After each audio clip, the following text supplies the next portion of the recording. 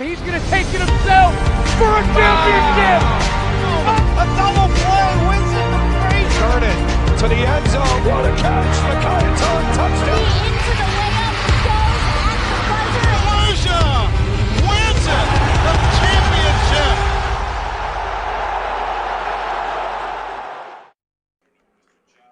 Welcome to the Carrier Dome, the Class B championship between Chenango Forks and Schuylerville.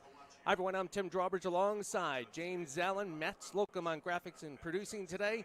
We have basically a battle of inexperience versus experience. Yeah, Schuylerville, this is their second appearance in the Carrier Dome. They got here in 2015. They lost a very close game to Cazenovia by 3 points. And Chenango Forks, I mean, they didn't get here last year, so that was like a sort of an algorithm. Sure. They've been here 6 times in the last 7 years, and they've won 3 titles in that time. They won 3 in a row. They lost in 2016 to Joe Girard, who's now the point guard at Syracuse University, in a close game. And looks like Forks won the toss, and they will defer. And now the choice for the first half in terms of the ball or kicking. Defending goal will be going over to the Black Horses as you sit back and hear both sides traveling in through some snow this morning. Cold and snowy outside, but it's hot and sizzling inside, not only for football, but they raise the heat to be able to melt the snow off the top of the dome. It'll be interesting to see how both teams adapt after practicing out in the elements all week, how they play inside. Yeah, and it's interesting from this perspective, Tim, is that Schuylerville, they got off to such a slow start last week. Mm-hmm. Contrary to what Chenango Forks did, they got out to a fast start when they won their semifinal game. And I really think it's imperative for the underdog, which is Schuylerville, to get off to a strong start. They get the ball to start the game. They only had 116 yards rushing. That was a season low last week in that game against Port Jervis. They won 8-7. They basically won with their defense, and they took advantage of some mistakes that Port Jervis made. They've got to be a much better team. John Bowen, the head coach, acknowledged that. Look, if we play the way we did in the semifinals, we're not going to stand a chance against a Chenango Forks team that this decade, 99-10. They had one season out of the whole decade where they did not win, or they only lost either 1 game or 0 games, and that was in 11. They were 6-3, and since then they've been pretty much a perennial team here. They've been in the state playoffs a number of times, and this is their 12th state final appearance today. And that's all since 2001. So they are a program that has been the dominant small school program in New York State. Key thing for both of these teams here today is going to be stopping the run. Shenango Forks is heavy on the run game. So is Schuylerville. This is going to be a great battle between these 2 run defenses today. So here we go from the Carrier Dome. A squib kick. Looks like it may go out of bounds. It does. We'll flag that right at the 30. And Schuylerville will probably take the ball at that position, negating the penalty. 1st and 10.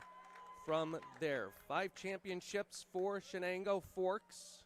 Last championship won was in Class C back in 2015 when they beat Greenwich from Washington County 42-7.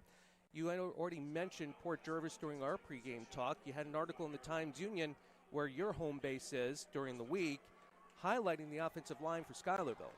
And they're going to be an important unit. They were not happy with their performance, and they know they've got to raise their level today with their flex bone offense. Owen Sherman under center, back to pass, looking far side with a short gain out in the flat. That was out to number 3. That was Charles Lizada, 2nd and 5 from there.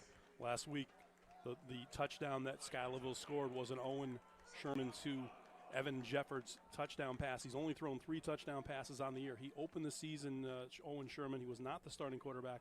They had the senior running back, Jacob Vanderhoof, was the starting quarterback. They switched, and Vanderhoof got hurt. He came back after missing 6 weeks last week. Vanderhoof, like you mentioned, last week we have a flag. Fake handoff to McCarahan up the middle, pitched outside. That's to number 21, Lucas Sherman, down the sideline, 10-5, end zone. But let's see what the flag was. It's going to be a legal motion against Schuylerville, and it's going to negate that touchdown. First down, the pass out to one side. The inside fake to McCarahan, and legal motion, offense. 2nd down. McCarahan back during the game at Holy Trinity at Shenandoah several weeks ago was very instrumental in offsetting going inside versus the wing backs going outside. Yeah, you always want to establish the fullback and the flex ball attack, but really everything is predicated on what the defense does. So sometimes, and there's been games when McCarahan's had 25 carries, and then there's games like last week where he had under 15, and it really is dependent upon what Owen Sherman sees, how he reads the defense, what they're doing. If they're overflowing to something, they'll go to it. Weatherwax's touchdown, 60 yards, gets negated by the penalty. Lizadis split out far side. That's Kyle Burnham on the handoff, going off the left side. It's maybe a gain of 1, so this is going to be 3rd and long yardage for the Black Horses. And this is where Chenango Forks has such an advantage throughout the year. They've allowed opponents only 29% third down conversions. Usually it's in these 3rd and 9, 3rd and 8, 3rd and 12 situations where they can pretty much pin their ears back defensively, send their ends, and try to go get the quarterback. So here comes Sherman under center. Split out near side. Back to pass is Sherman. Looking, has a receiver. Kyle Burnham over the 50, down to the 45, pushed out of bounds. That'll be a 1st and 10 now from the Blue Devils side of the field. Good adjustment there by Burnham. He originally was going to try to throw the ball immediately when he came out. He adjusted his route as Sherman rolled to the right and gave him a little signal, a little head bob, and that was enough to get away from the linebacker and pick up the 1st down. So the Black Horses here at the 10:30 mark, early first quarter action on the march. Burnham in motion, handoff. No, Sherman keeps it, pitches it out to Vanderhoof. Hits the edge, but can't make it upfield, and will actually lose to Jacob Vanderhoof, injured in the Cobleskill game back in week 6. Like you mentioned, James, reappearing last week. Yeah, it was big for them to get him back, and he's really the workhorse back in their offense. And really good job there by the Blue Devils of sealing the edge. And that was something that Port Jervis was able to establish early in the game. They did not allow Schuylerville to use that option attack to get to the outside. Motion, offense, decline. Wave off the motion penalty, so it'll be 2nd and long. So why give them another down to get 2 more yards? So they lost basically 3 on 1st down, and they'll take the 2nd and 13. Couple of mental mistakes early by the Black Horses, kind of slowing down some of the momentum they've seemingly been able to come out of the gates fast with. Burnham in motion, fake pitch. Sherman looking. Over the middle, looking deep. He has a receiver too long. It's going to be intercepted. Number 6, Jack Zimmerman for the Blue Devils, and an ill-advised pass by Sherman that hung up there for too long. Yeah, and it was another situation where he adjusted in the pocket, and that's Owen Sherman. That was an ill-advised throw. Jeffords was down the field. He kind of cut off his route, and I think he thought that quarterback and Sherman, he thought that Jeffords was going to go to the sideline. He went more to the middle of the field, and basically what that turns into is a long punt. Jeffords huge in the game last week with the defensive battle between Port Jervis and Schuylerville, and now we get to see the Chenango Forks offense for the first time this afternoon, led by number 9, Ray Austin. Into the huddle with the play. It'll be 1st and 10 from deep in their territory at the 11. It's a handoff to the running back. Comes to the near side. That's Dubbs Haqq. Haqq gets about 4, maybe 5. That'll be 2nd down from the 15. Yeah, they have a lot of different guys they use in the running game, but the guy that's the most prevalent and the guy that they go to the most is Lucas Scott. He was the lead blocker in that particular carry as Haqq picks up about 4 on 1st down, but Scott, 330 carries, 2,363 yards, and 36 touchdowns. They've run for over 4,400 yards as an offense. So this is definitely a run-based offense. They can throw, but more often than not, they're going to run the ball over and over. 2nd and 5. Handoff goes to Lucas Scott. And the Schuylerville defense there to swarm Scott at the point of attack. Yeah, and that was something that, in talking with David Hogan, the Chenango Forks coach, he said, look, their defensive line, they play 3, and they're really cognizant of Colville, the nose guard, the junior, who's almost 275 pounds. Junior really were worried about him, and they really have to account for him. In that situation, they tried to double him with the guard in the center. It didn't work. He stood him up, and then the pursuit got there. Scott only picks up about a yard and a half and sets up a 3rd and 6. Colville with great games late in the season against Mahonison, also in the playoffs against Holy Trinity. So out of the shotgun is Austin. We have a whistle and a flag down. Yeah, the snap was a little bit too slow. All the receivers were already out in the pattern. It took a little bit too long to get the ball on the shotgun snap back. We could have called that on all 4 receivers because they were all up the field. Chenango Forks again getting here by beating Solvay 48-15. And then last week against Western New York Maritime, beating them 41-20. Yeah, 40 points has been almost on par for them every week. And one of the things that Coach Hogan was really pleased with, a couple of tough games that they had during the season, they played the same teams in the playoffs and won more decisively, and that's always a good sign. So here we go, 3rd and 10. Austin back to pass, too high, and that ball will fall incomplete. Miscommunication on the route. Haqq took it to the outside. Austin thought he was going over the middle. There was nobody there, and a good stop for the Black Horses on downs, and they will get the ball back in pretty good field position. Glens Falls, check that. Since the Glens Falls loss in week 2, that being Schuylerville's loss, they've run a 10-game winning streak. So Chenango Forks in punt formation.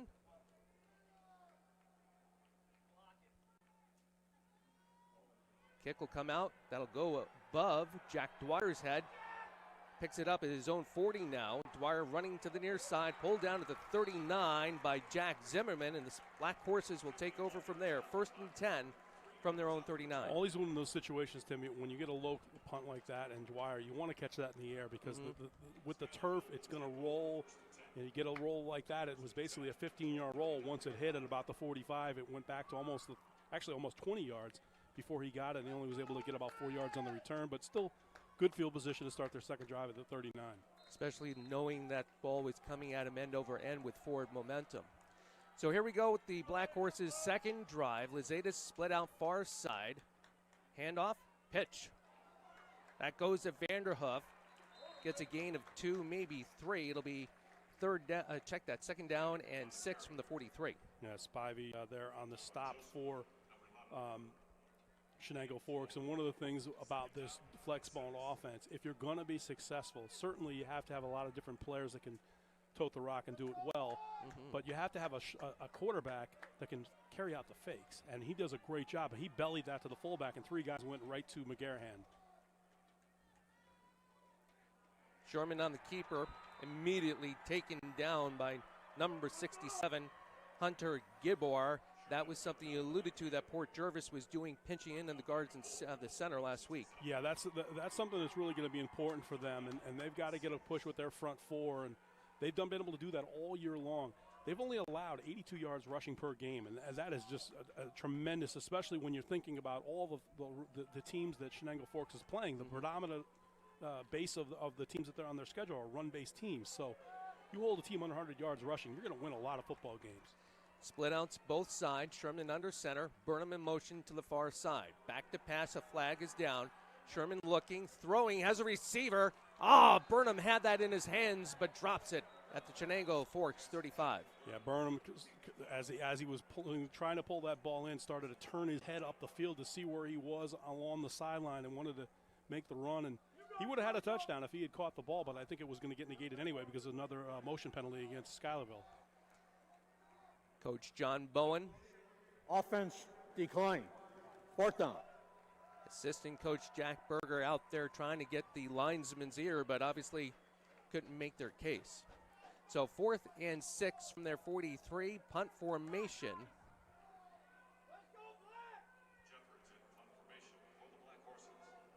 Evan Jeffords, he'll do the kicking. Too deep for the Blue Devils.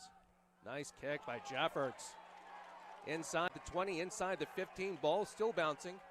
And downing it right there, Connor Bolinski for the Black Horses. And the Blue Devils will take over inside their 10, James. Well, that was a very good punt by Jeffords, and it really caught the return men off guard. Jack Zimmerman was the primary guy, and he basically lined up where he thought it was going to be about a 30-yard kick, and it was well over his head. And good decision by him not to try to catch it over your shoulder. Don't have the ball deflect off of you and give Schuylerville the ball inside the 10. As is their second drive after starting at the first drive at the 11. They've got worse field position to start their second. They're at their own 8. So 2 big special teams plays in the punting game where the returners have basically been too far upfield. Chenango Forks, the pitch outside that goes to Haqq. Schuylerville very quick to get him at the edge and only gets about 2 or 3. Yeah, that was a toss sweep going to the right side and very interesting. Haqq almost dropped that ball as he was trying to pull it in, and if he had dropped it, he would have been in his own end zone and having to try to scramble to get it back. Kind of came up his hip a little bit and still picked up 4 yards. Good run by the junior. Dubbs Haqq and Lucas Scott both combining for over 140 yards and 2 touchdowns in the game, the win over Western New York Maritime last week. Lucas under center, split backs, handoff, that time goes to Scott off the right side. Gets another gain of 1, maybe 2, so it'll be 3rd and 5. Yeah, that defensive line for Schuylerville was getting good penetration. It started with Colville, but Connor Pachter, the sophomore, Carson Pachter, made a nice job there. Got on Scott's leg and held him up for plenty of resistance to get there. And so far, the running game for Forks hasn't really been able to do anything through 5 plays. Carson Patrick, huge late last week in the win against Port Jervis. Responsible, at least partially blocking that game-winning field goal attempt. Lucas, handoff to the deep back. Flag is down. And a very short nominal gain on 3rd down. Let's check the flag. And this might get waved off as well because I think it's going to go against Chenango Forks, and that's going to be enough to get the ball back on a punt. They're marking him about 1.5 yards short on the play, and I think the penalty is going to go against them. So I think Schuylerville is going to take it, and they will have 4th down. Legal motion, offense declined. 4th down. And we're seeing both teams, Tim, really jump off sides. Everybody wants to get upfield. There's a lot of nerves going on for both these teams, even though Chenango Forks is a team that program-wise is very accustomed to being here. A lot of their players didn't make it here last year because they got beat in the quarterfinals. So a lot of their players have not been in the Carrier Dome and have not played for a state championship. So program-wise, it's a little bit different, and they're going to line up and look like they're going to try to go for it here. 4th and 1. Full house backfield. Lucas, handoff, trips. Did he get the ball off? It looks like the Schuylerville Black Horse defense prevails. Colville comes out with the ball from the crowd, and Schuylerville will take over deep in Blue Devil territory. Yeah, that was the exchange from Austin was not good, and it looked like actually it was Tyler Bowen that came up with the ball, but Colville, I think, was the guy who made the hit. And Tyler Bowen, the coach's son, the senior, who missed almost all of last year with an injury, comes up with the recovery, and what a gaffe for the Blue Devils, giving up the ball deep in their own territory. Schuylerville's 3rd drive, the 16-yard line. Tyler Bowen, Zach Bowen, yes, the sons of Coach John Bowen. We'll talk more about the family affair during the course of the game. Sherman under center, motion near side, handoff, no, pitching it back outside. That time, the Chenango Force defense, they ended up containing that pitch. Ryan Joseph, he's made 3 tackles now, and 2 of them have been on that pitch play, and he's responsible for the outside man, and he did a really good job. And Sherman, very low pitch, and that really kind of inhibits the running back because he's worried about ball security first and foremost. He's got to kind of slow his momentum down and make sure he's got the ball. By that time, the defender's already there. Basically no gain on 1st down. And the back being Colton Weatherwax, who, if I do recall correctly, was the defensive player of the game last week for the Black Horses. Yes, he was. Sherman under center. McGarrahan behind him. Back to pass. Looking toward Jeffers. Looking back over the middle. Scrambling back to his left. Up the middle he goes. Looks like he's going to get about 2, maybe 3. The far side official comes in at the 13. So it'll be 3rd down and 5 or 6.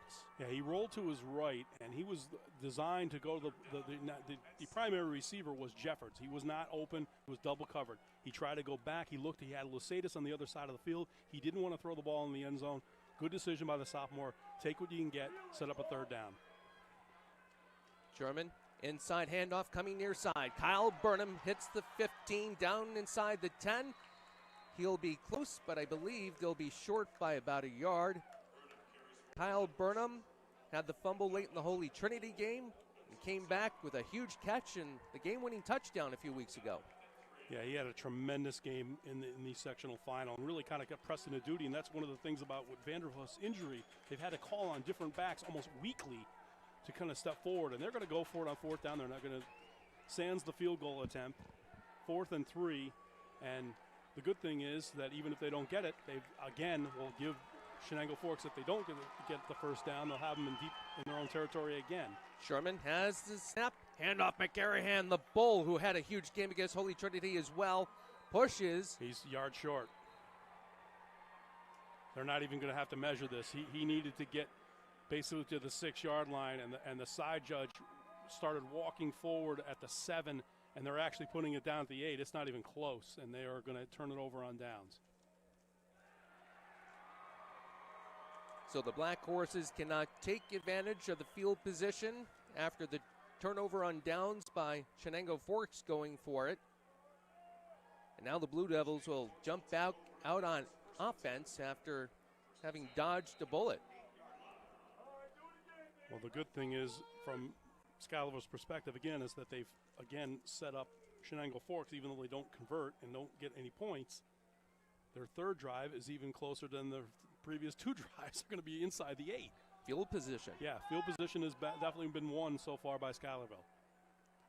Lucas, handoff to Dak. No, check that, number 11.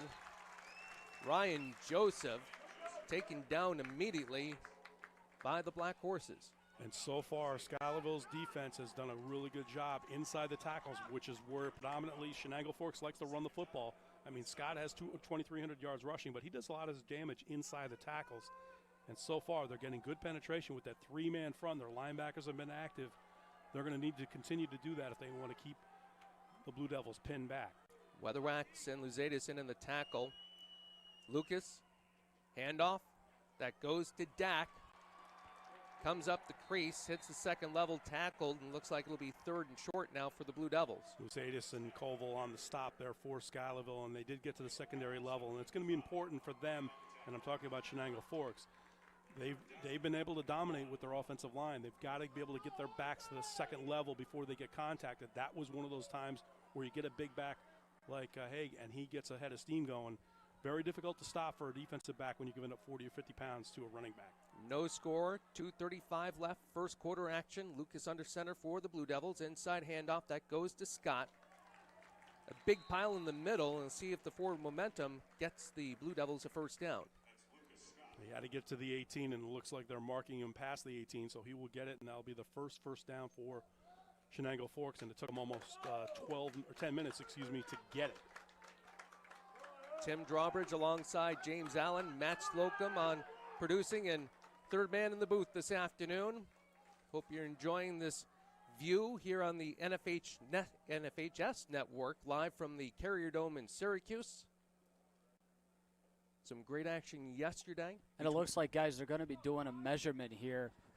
From where I'm sitting, and I know it's probably not a good enough angle, I think he's probably at least 3 inches short. He's either 3 inches short or 3 inches ahead. This is going to be tight. Well, we saw Coach Hogan go for it the last time they got stopped, so I'll be interested to see. And Jack Berger, you mentioned him, Tim, during his days with Troy, when they got to the Dome 4 years in a row, 96 to 99, he was known for going for it deep in his own territory, and more often than not, Troy was able to keep the chains moving, and it was demoralizing to the opponents, and he did. He got it by a couple inches. Like I said, about 3 inches long or 3 inches short. And it's a first down for the Blue Devils. Troy's offensive line known for great blocking during his tenures, too. And it's interesting because they didn't have any Division 1A players throughout that whole time. They were able to win the games against teams that had 2 and 3 Division 1 players because they executed the line of scrimmage, and they were ball control offense, and they were able to do it. And this is a ball control offense for Schuylerville, and so far they've done a pretty good job of winning the field position battle. Lucas, handoff, that goes. Actually, he keeps it. Comes to the numbers, near side, over the 25. It'll be second down and 3 from there. Well, that was interesting because they bellied it to Scott, and 3 defenders went with Scott, and Austin kept it himself, and he only had one guy to deal with on the outside, and a good pickup on first down. If you can get 8 yards with your quarterback on the option play, that is going to be something they're going to keep going to until Schuylerville takes it away. Other action from yesterday, if you were with us here on the NFHS Network, Clymer Sherman Panama beat Mariah 47-6. Governor shut out by Susquehanna Valley 22-0. This actually was back on Friday. And Cornwall in a thrilling game by 3 over Carthage.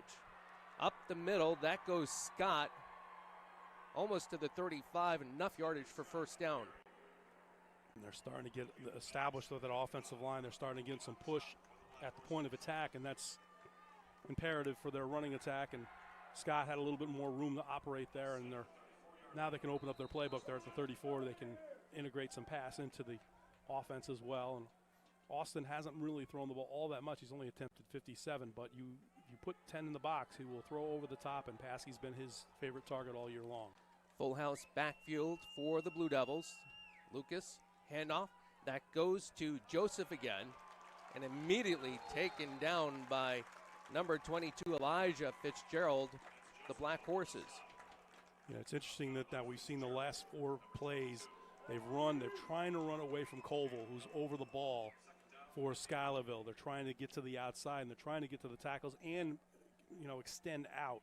And I think that's interesting because I think they've found that going inside against Colville has not been a good option for them. They haven't been able to establish the inside the A-gap and between the guards.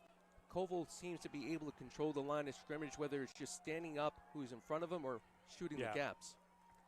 Handoff. That's going to Scott off the right side. Gain of 3 to about the 37, 38. It'll be 3rd down and 6. Coach Hogan, one of the things he said to me yesterday talking about Schuylerville and his own team, he said, look, they had the one loss. We didn't lose a game, but we were in Maine and we were 7-6. We had to come back, and we had a couple of tough games early in the season. Our team has really grown, just like their team has really grown. And that's what you want to see. You don't want to see teams, they have really good success during the regular season. Then when they get to the playoffs and there's a little bit of pressure, they don't handle things. And both these teams have been able to handle pressure situations really well, and reasons why they're both here playing for a state championship today. We've hit the end of the first quarter here from the Carrier Dome. We're scoreless in the Class B championship. You're watching the NFHS Network.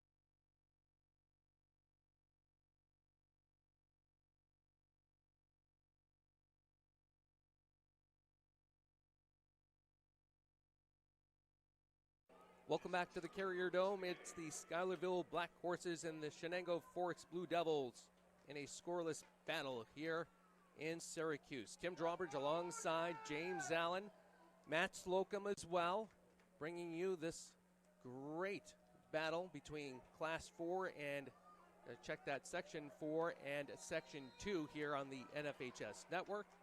Chenango Forks with a 3rd and 6 from their 38.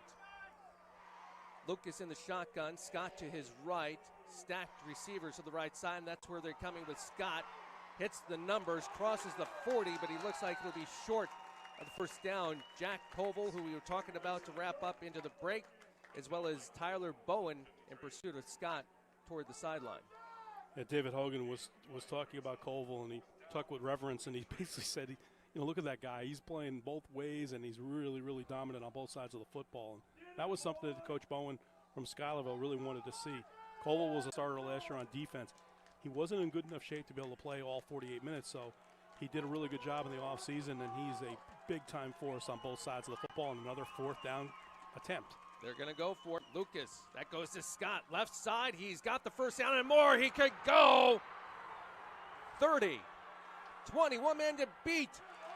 That's Elijah Fitzgerald on the touchdown saving tackle, but Fitzgerald at that point had about 57 yards, and the Blue Devils deep in Black Horse territory. No matter what level of football you see, when you have a 4th down and short situation, the defense sells out. They're trying to make the tackle. They're trying to prevent somebody from getting, and when you get to the secondary level, there was nobody there. The safeties all crashed in. So once Scott got past the line of scrimmage, he basically had one man to beat, and Fitzgerald had to come from the other side of the field all the way across, had the angle, had the speed to prevent the touchdown.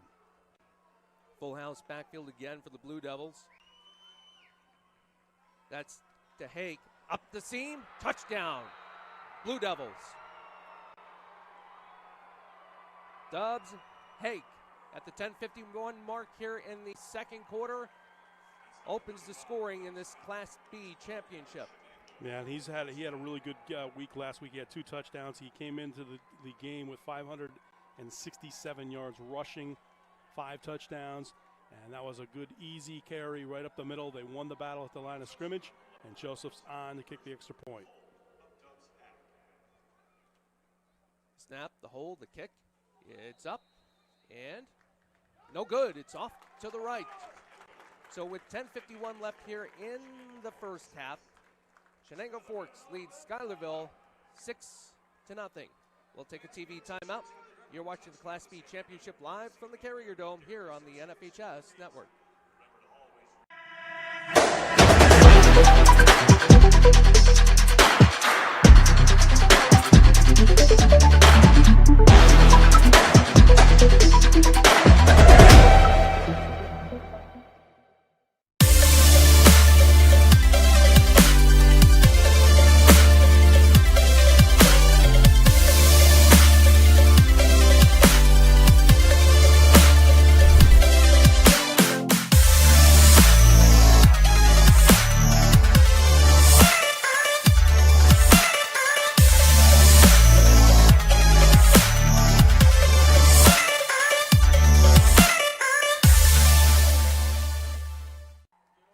Welcome back to Syracuse. The Blue Devils from Chenango Forks striking first.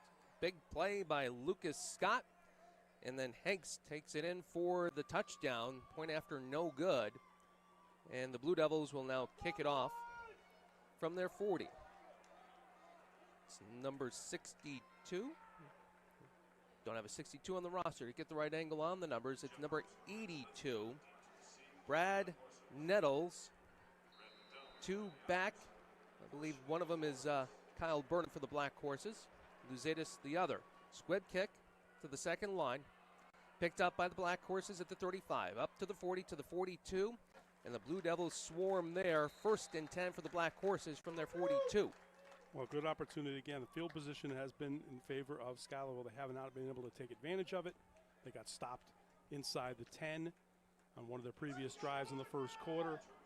And down now 7-0. You do not want to get 2 touchdowns down against this Forks team. And the reason why I say that is because Forks they're really good at playing a front runner.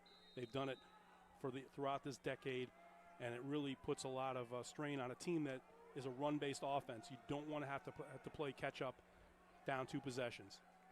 Here's Sherman back to pass. Looking near side, has a receiver open, down to the ground with the catch and close to first down yardage is Ryan Dow, who came in during week 7 against Mahonison when Sherman actually got injured.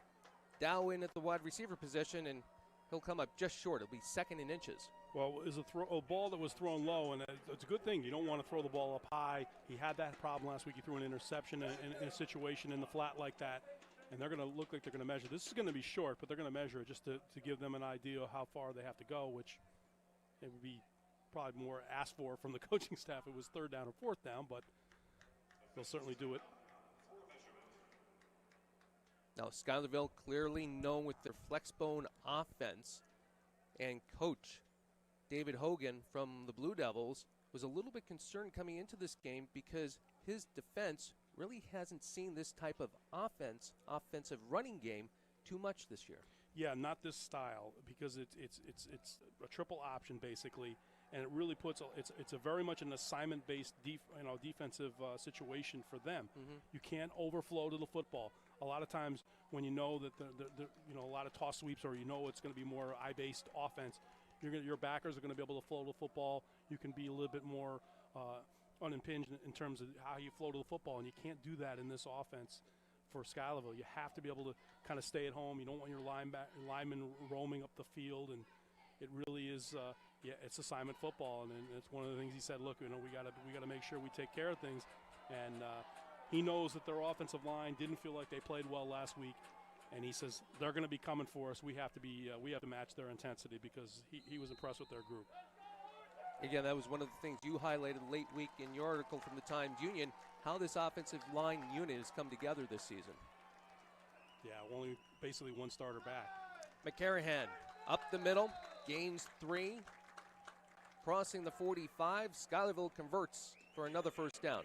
And McGarahan really was important. When Vanderhoof went down, they didn't really have anybody that they had a lot of experience in the running back on the varsity level. And McGarahan really at that point in the season hadn't had a game where he had over 8 carries. He went 21, 21, 22, 19, 14.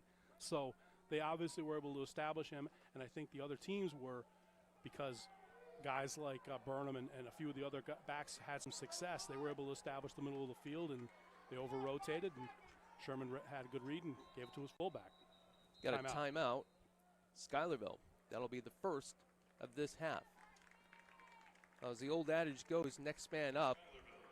And McCarahan's definitely done that. He's been a bull on the defensive force, too, from his defensive end position. Yeah, they've really done a good job with their defense. And as much as we want to talk about what Schuylerville's done on offense, their defense is one of the reasons why they're here. And week 2, they played at home against Glens Falls. Glens Falls, the defending state champions, they won it in 18. And they were ranked number 1 in the state at the time. It was Schuylerville's home game. It was 34-0 going to the fourth quarter. It was not a good performance for Schuylerville. They made some adjustments after that game. They switched some guys up on the line of scrimmage, and they made a couple other personnel changes. And really, from that point on, they've been a different team. They went out the next week, won a very handily against Broad and Perth, and got to the playoffs. And they were expecting to hope. They were hoping, I think, that they wanted to play Glens Falls and get a chance to redeem themselves. But Glens Falls got beat in the semifinals at home by Holy Trinity, and then they beat Holy Trinity in the Section 2 final. Kyle Burnham scored on the last play with no time remaining to win that game by 6. How many thrilling games during the month of November have we been able to see? Sherman back to pass again, looking deep. He's looking toward Jeffers. He has another receiver open, 2. He's got him! Touchdown, Jack Dwyer! Sherman to Dwyer for 44 on the connection, and Schuylerville now matches Chenango Forks, tied at 6. There was 2 defenders there for Forks, and what happened was they didn't think that Sherman was going to be able to throw the ball that far. He did the same thing last week against Port Jervis. Evan Jeffords never broke his route. Jack Dwyer didn't break his route. He just kept going, and the defenders slowed down thinking there's no way he's going to be able to throw the ball 50 yards vertically, and he did. And that was a great throw from the junior. His 4th touchdown of the season, his 2nd in 2 weeks. And boy, what an opportunity. And Schuylerville will line up to go for 2. And this is what John Bowen typically does after scoring his first touchdown. Inside handoff, that Kyle Burnham. Yes, it is. Hits the point and comes up short. So the 2-point conversion, no good, even though he had Koval out in front of him along with Colton Weatherwax trying to block. We'll go ahead and take the timeout. We are tied at 6 between Chenango Forks and Schuylerville. You're watching the Class B Championship live from Syracuse here on the NFHS Network.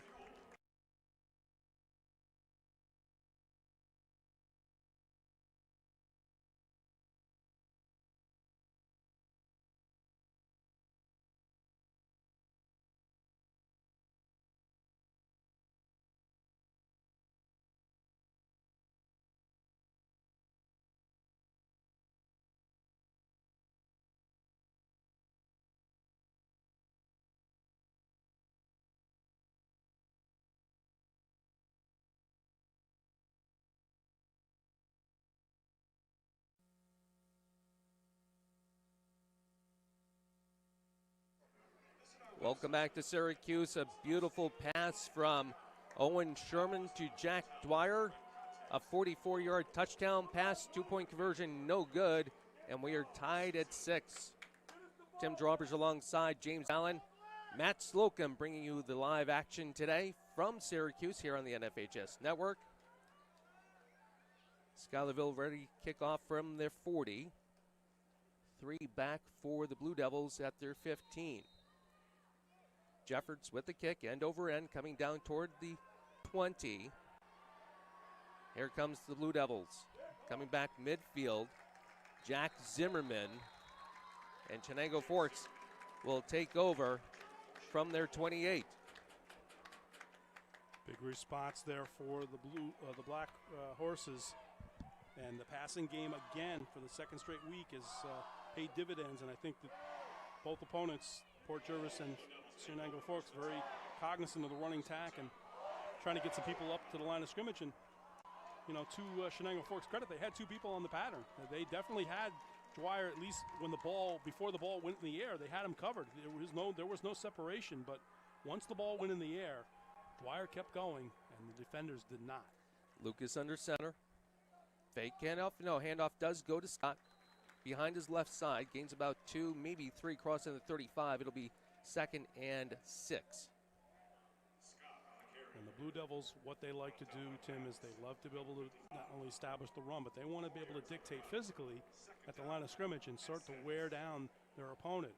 Schuylerville has some defensive players at the line of scrimmage that play both ways, and that's what they're hoping with that 3-man front, that they can wear down those 3 and make the backers do a lot of the work. The Blue Devils average 250 on their offensive line. Scott off the left side behind the guard, tackled for about a 3-yard gain. 3rd and 3 now from the 39. Koval and Carson Patrick on the stop there for Schuylerville sets up a 3rd and 3, and we've seen already twice Chenango Forks on their own side of the field. In fact, once inside their own 20, went forward on 4th down. So it is not 3 downs, it's basically 4 downs to get 10 yards. Joseph split out near side. Lucas under center. Scott Haqq behind him. Handoff is to Haqq. And crossing the 43 to the 45. More than enough for first down. That is Dubbs Haqq, one of the prominent role players on this Chenango Blue Devil offense, leading the charge. Some good blocking there out in space by Forks. Tyler Hayes made a good block, and that helped spring Haqq to pick up the first down. So 1st and 10 from the 46. Joseph again split out near side. Lucas to Scott again. Off the right side, crossing the 50 to the 47. Lucas Scott had the big run before, being featured here again on this drive. That was a nice, patient run by Scott, the junior, and really good block by the tight end, and that was Matt Paskey. Right when he made his cut, Paskey basically swept out and took out the end, and that allowed him to cut back inside the tackles and pick up almost 7 yards, close to 8 on first down. Paskey on the offensive side, receiving-wise last week, 2 touchdowns in the victory. Lucas, handoff, Haqq. Swarmed by Schuylerville, but he gains about 2, and he'll be close to the first down. See where the spot is as he crosses the 45. I think he's going to be a little bit short. He needed to get basically past the 39 with the ball, and I think they're going to be before the 39. In fact, it's going to be at least a half yard short, so I don't even think they're even going to measure that. If they do, they're just doing it to, it's not that close. It's more than the length of a football. So it's going to be 3rd down and inches for the Blue Devils. And if David Hogan is a gambling man, this is an opportunity because he's shown the propensity. He's going to go for it on their side of the football field. Play action pass might not be a bad ploy because certainly Schuylerville is going to sell out for the run. Joseph now split out to the far side. Lucas, handoff, Scott. Left side has enough for the first down, getting down to almost the 42. Lucas Scott once again leading the charge here. Well, he's 6 foot and he's 180, but he looks a lot bigger than 180. He definitely does. He does, and he gets that forward lean going, and it's very easy to pick up a yard when you're over 6 foot tall and you get a forward. Your shoulder pads are going downhill. Scott, a junior. Haqq, a sophomore. He also looks bigger than what he's listed as, 5'11", 165. Man, these might be last year's weights. I think they might have just sent him in the program. Lucas, handoff, Haqq, left side, swarmed by Schuylerville that time. Little, if any, gain. Looks like it'll be 2nd and 9 based on the spotting of the far side line judge. Really good job there from McGarrahan, who's playing the right end for Schuylerville. Great penetration, crash down basically to the A-gap. He's basically going over the center, and they realized they've got to get a bit more bodies on Scott if they don't want to get him to the secondary level where he's running freely against their DBs. And they did a good job there, 2nd and 9. 5:44 left in the half. 3 timeouts for the Blue Devils, 2 for the Black Horses. Handoff, Scott off the left side, pushing, getting through the second level, and steamrolling down to the 32, Lucas Scott. Nice gain of about 11 and a first down for the Blue Devils. Yeah, some really good blocking at the point of attack. Gilmore and Godspeed, and they're going to get a penalty flag for a sideline warning against, I believe, Schuylerville. Yep, it's not a penalty. It's just the first time they throw the flag, it's a warning. The second time, they will assess a penalty. And I've seen it the last few years. I've seen it a lot in state playoff games. The officials are running the sideline, and the coaches are in the white box, and they've run into coaches, and that's an automatic 15-yard penalty. We saw that penalty called last night against McQuaid Jesuit, too, when they were closer than the final score was between them and New Rochelle. New Rochelle shutting out the Knights 28-0. Scott under center. Lucas, rather, hands off to Scott. Premonition there. Gets a shoot. I was just going to say, Tim, they were very fortunate at Chenango Forks. I thought their left guard moved about a half tick too soon. He almost anticipated the snap count. They did not call it. And instead, Scott, who's starting to reel up the yardage and starting reeling up the carries, guy came in with 330 attempts. That's just incredible. So Austin comes up under center. We got Joseph split out to the near side. Scott Haqq behind Austin. Handoff, Haqq hits the left side.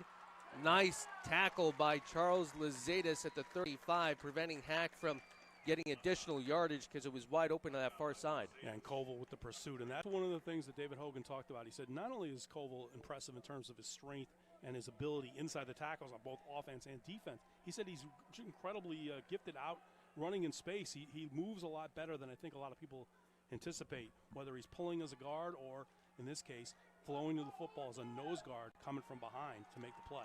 Haqq now split out far side, handoff to Scott. Lucas Scott weaving his way through the Schuylerville defense, has more than enough for first down as he gets down to the 17. Yeah, we're starting to see the push that the Chenango Forks coaching staff would like to see from their offensive line. They're starting to win the battle at the point of attack, and that's going to be imperative if they want to win this football game. And some of their linemen are really doing a good job. And another good block, again, by Paskey on the edge to help seal the tackle hole for Haqq to exploit.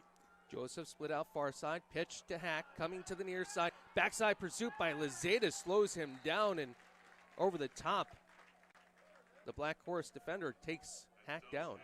Yeah, it was a good job. Jeffords came up from the secondary and really floated the football. And even though he didn't get the clean tackle, he did enough to take Haqq down. Haqq, the shoulder pads getting fixed by the official, and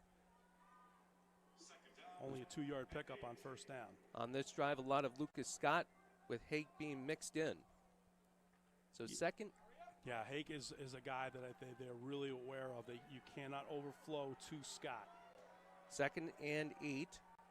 Handoff, Scott cuts it back up the middle, swarmed by the Black Horses, but Lucas Scott keeps churning and pushing and gets down to almost the 5-yard line, 1st and goal to goal for Chenango Forks. Yeah, and David Hogan talked about Scott with reverence and said, look, he's just a blue-collar, tough-nosed kid.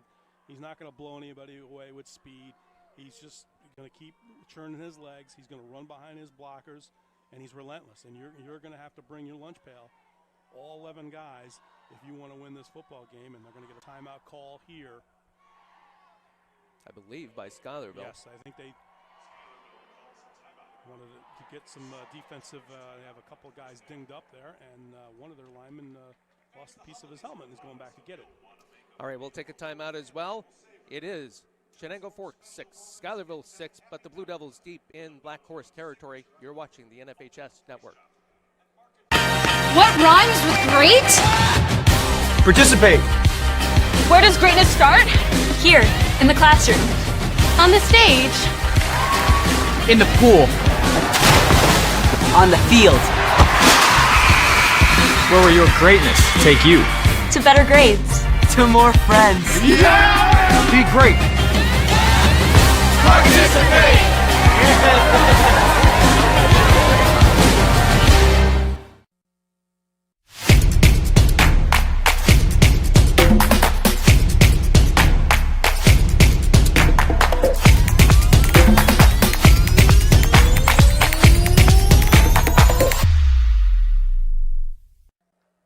Welcome back to the Carrier Dome, 2:39 before halftime. It was actually Chenango Forks taking the timeout. Both teams now down to 2 respectively. Blue Devils first and goal to goal from their 5-yard line. Full house backfield again. Austin under center. That's going to Lucas Scott. Surprise in easy for the touchdown. Lucas Scott from 5. Yeah, that was a little bit too easy after the timeout, and there's a lot of defenders for Schuylerville. As I look at them at the end zone, there's a lot of hands kind of like clinched out, like what happened there?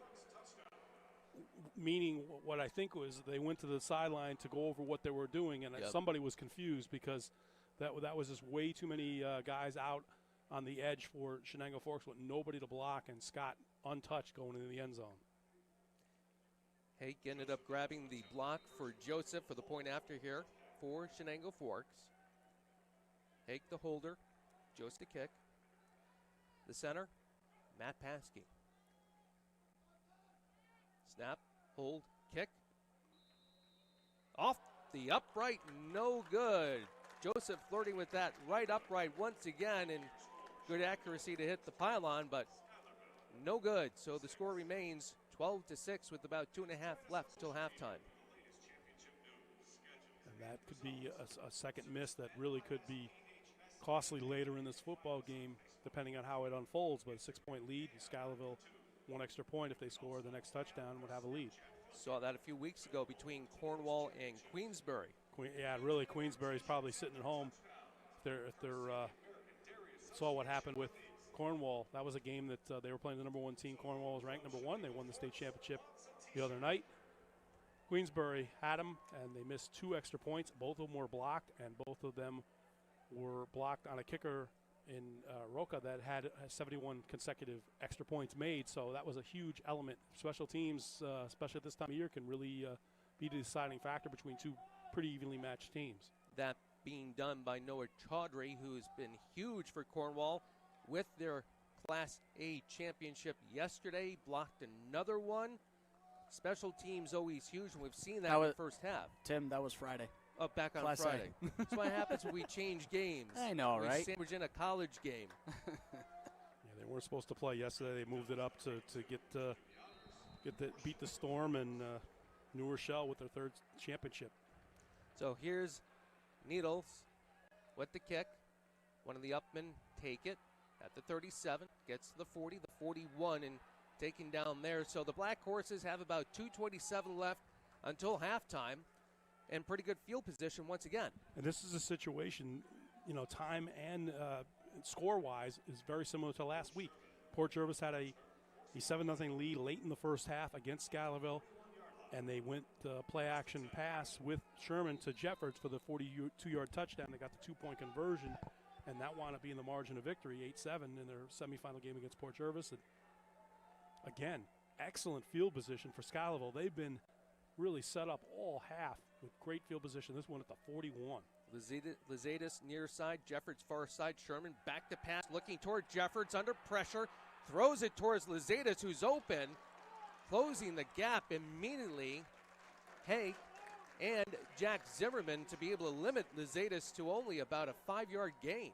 Yeah, it's a nice check down, and Lizatis comes up limping. He goes off. And good decision there by Sherman. It wasn't there. Using his feet to be able to create some space, and very soft coverage by Chenango Forks. They don't want to let anybody get past them. They'll concede the short pass. Same formation. Motion now. Vanderhoof going to the far side. Inside handoff. I believe that's to Burnham. Gets a gain of maybe a half yard. It's still going to be 3rd and about 5. Yeah, good push there for the Blue Devils, and Colville was able to occupy his guy, but basically the other three linemen on that side for Forks won their battle and stood him up and sets up a 3rd and about 5. Jeffords, Weatherwax far side. One receiver near side. Sherman back to pass with the split backs. Looking. Pressure. Gonna be taken down. 3-4 yard loss. That's Paskey. Good pursuit there by Paskey. Came around. It was a speed rush to the outside, and initially he didn't get there, but Sherman held the ball and trying to step up in the pocket to throw the football. And we have a lineman down for Schuylerville, and I believe that's Woodcock. Schuylerville going to have 4th down, and it'll be a long 7. We've just got over a minute until halftime. Schuylerville takes a timeout, so they're down to 1 now left in this half. Well, it's a very interesting decision if they decide to go for it, because if you don't get it, not only do you give the ball back to Forks with a couple of timeouts and about a minute to go, Forks going to have the ball to start the second half. Yeah. So you could really be down 2 possessions and go into the half, and then let a team that's feeling good about themselves start the second half with the football.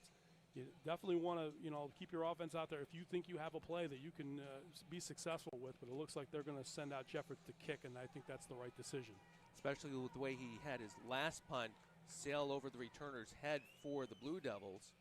You want to, if you're Schuylerville, as much as you want to be able to get the first down, you just do not want to give up any more points. Go to the half, down 6, and try to regroup for the final 24 minutes. So Haqq and Zimmerman back to about their 23, 20-yard line as the returners.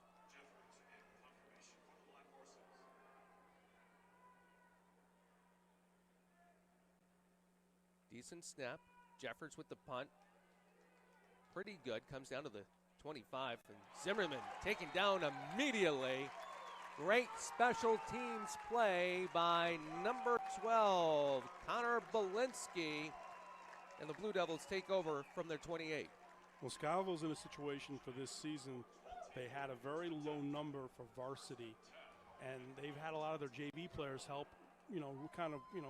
basically move up, and then basically help them with practice.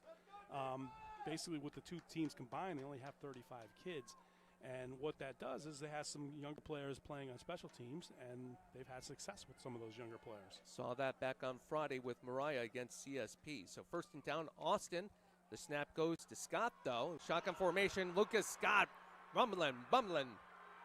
Steamrolling right through the Schuylerville defense for a 17-yard gain, crossing the 45, out of bounds, 47 seconds left until halftime. Well, the first 3 series, Chenango Forks, they were all backed up inside their 20, and every time Schuylerville did a really good job of tackling Scott and or Haqq. Well, now they're not. They're breaking tackles, and the cumulative effect of having to go after a big back. When somebody sent me a listing, and Scott is not 180. He's 240. That seems like a little bit more of a fair listing.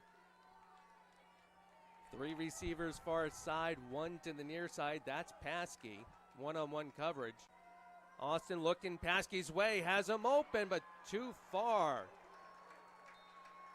Vanderhoof man-on-man with Paskey.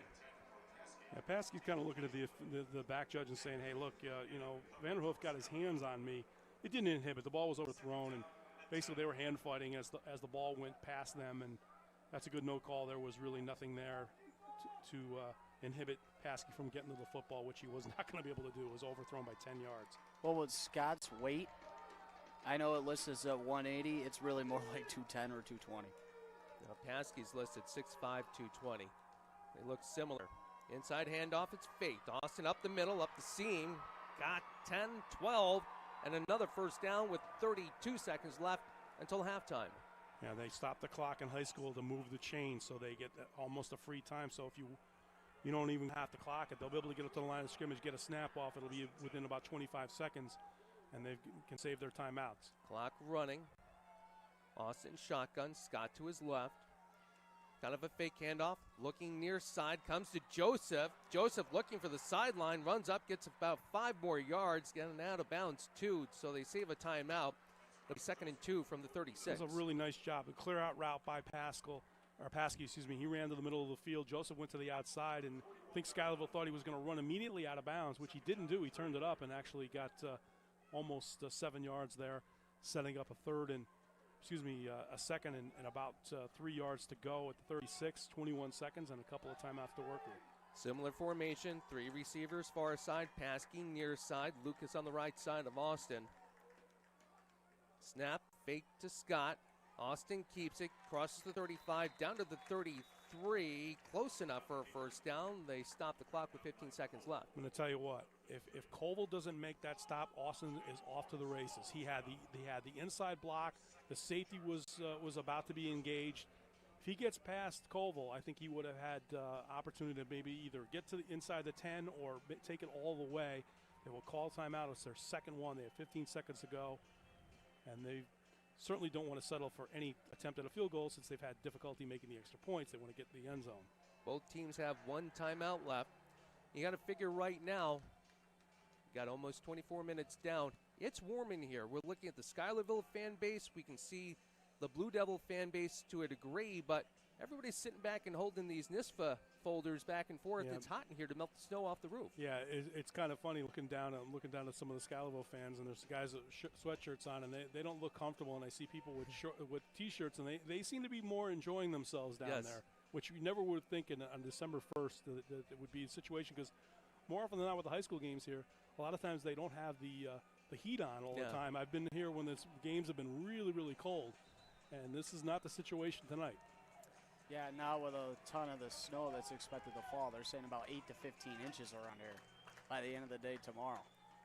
Temps in the 20s outside. The snow is falling. The wind is blowing, a bite in the air, and it's warm inside for high school football action. Class B championship between the Blue Devils and the Black Horses.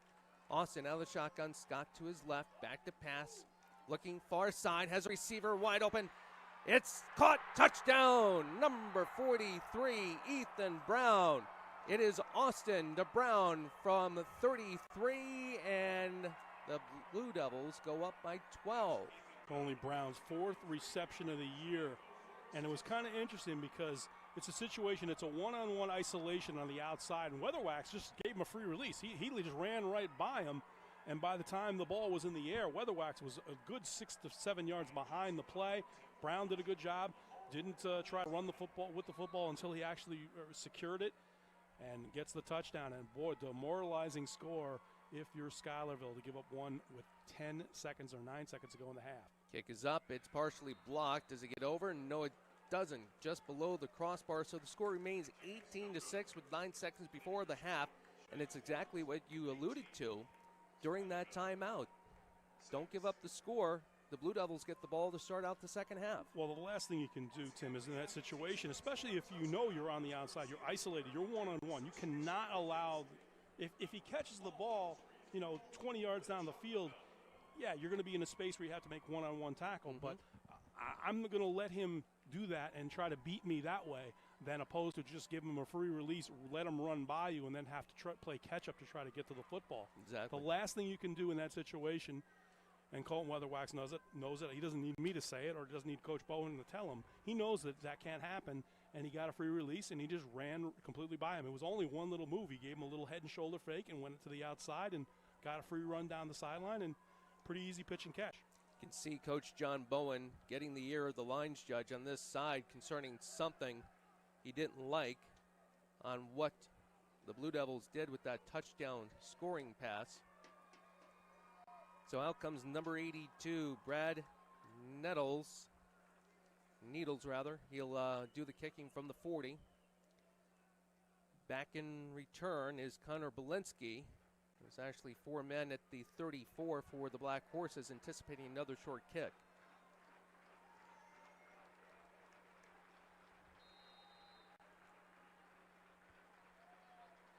Here's Needles. Ball end over end actually gets past Belinsky, who's got the ball and it's going nowhere. And a flag down too with 3 seconds left. We'll see if this ends up being a face mask against the Blue Devils. It'll be interesting to see if it's a 5 or it's a 15. It may change the thought process. Kicking team, 15 yards, first down. Yeah, personal foul. So he twisted the head around enough to get 15. So they're going to have the ball, instead of having it at the 21, they're going to have it at the 36. 3 seconds to go. Basically, the only thing you can hope for is that you throw a pass down the field and your guy makes somebody miss. But the only thing that can keep the half going for Schuylerville is that they get a defensive penalty. Maybe they get a little closer and they can try to play pitch and catch in the end zone. By the way, Luzatis, who is one of the starting wideouts for the Black Horses, has his right ankle taped up and on the sideline. So coming in the near side is Jeffords. To the far side, I believe that's Vanderhoof. McCarrahan will be behind Sherman. Wings both sides. Sherman back to pass. Everybody's out. Pressure from the backside on Sherman. Gets it out to Kyle Burnham. Burnham looking for some blockers, circling around the big S at the 50 down to the 43. He's going to be tackled there by Reese Zukowski, and that's the way things will end up here in Syracuse, with the Blue Devils having a 12-point lead going into halftime. Good response from Chenango Forks. Last 2 drives to take the lead, going to half and feeling real good about themselves, and they will have the football to start the second half. So we'll go into halftime here. 10-minute half. We're going to take our timeout as well. It's the Chenango Forks Blue Devils out of Section 4, 18. The Schuylerville Black Horses out of Section 2, 6. You're watching the Class B Championship live from the Carrier Dome here on the NFHS Network.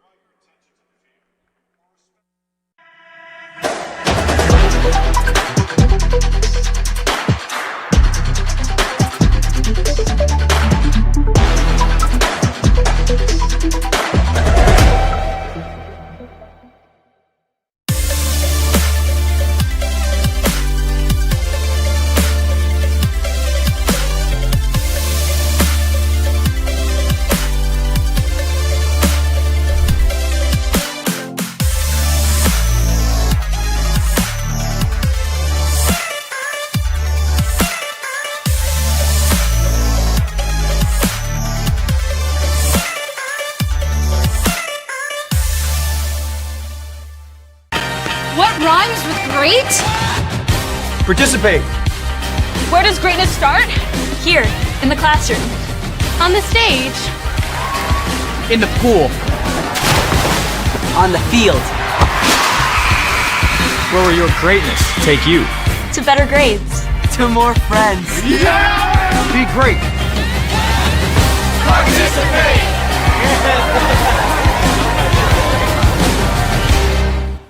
The NFHS Learning Center is the leader in online education for the interscholastic community.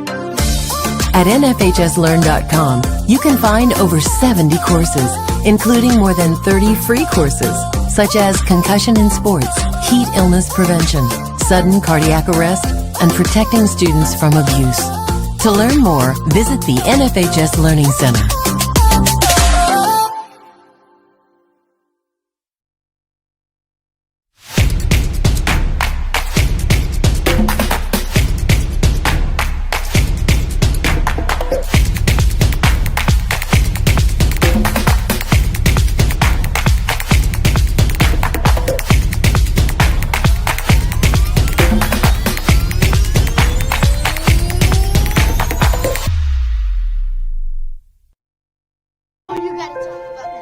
The innocence of youth.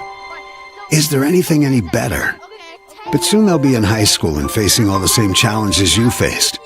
How to make friends, how to fit in, how to be cool. We want our children to have everything they'll need to live fulfilling and productive lives. Make sure the kids in your family are among the more than 12 million participants in America who take part in high school sports or activities.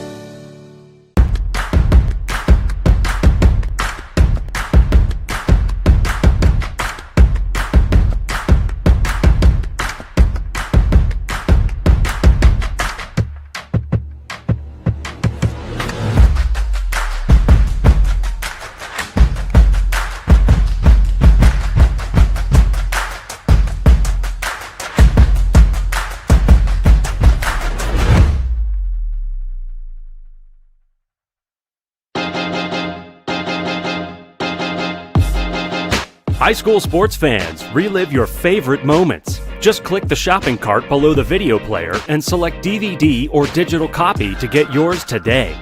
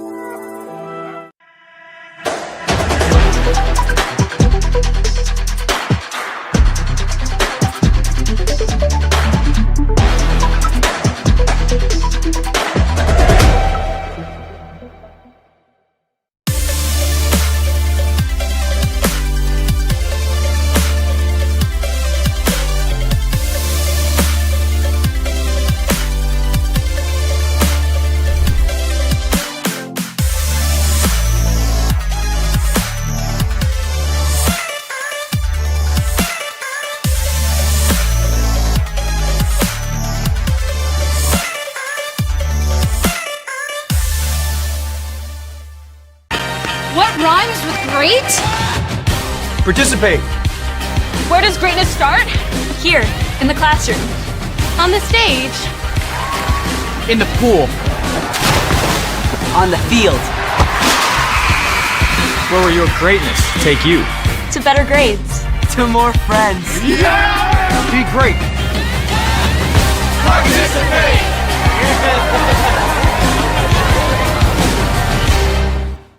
The NFHS Learning Center is the leader in online education for the interscholastic community.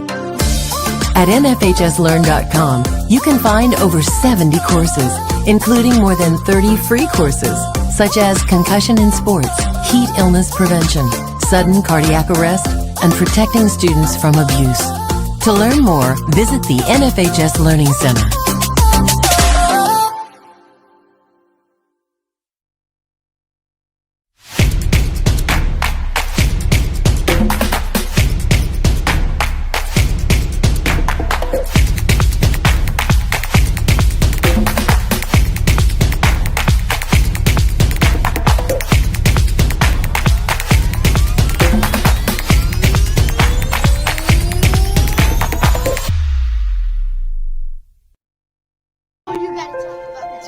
The innocence of youth. Is there anything any better? But soon they'll be in high school and facing all the same challenges you faced. How to make friends, how to fit in, how to be cool. We want our children to have everything they'll need to live fulfilling and productive lives. Make sure the kids in your family are among the more than 12 million participants in America who take part in high school sports or activities.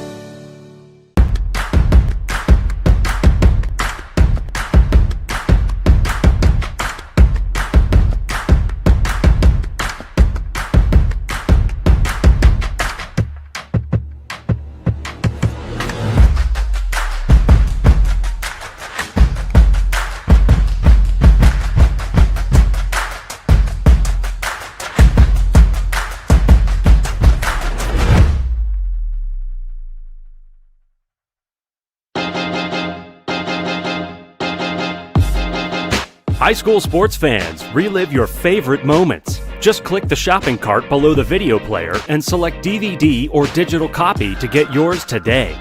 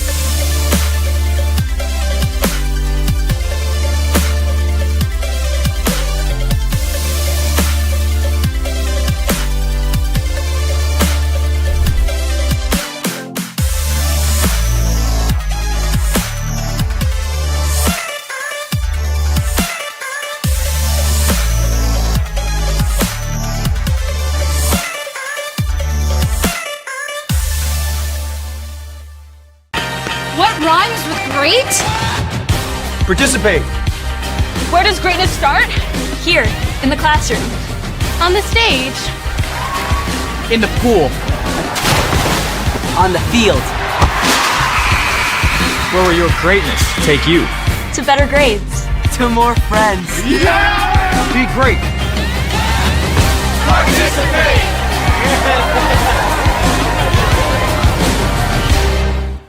The NFHS Learning Center is the leader in online education for the interscholastic community. At NFHSlearn.com, you can find over 70 courses, including more than 30 free courses, such as concussion in sports, heat illness prevention, sudden cardiac arrest, and protecting students from abuse. To learn more, visit the NFHS Learning Center.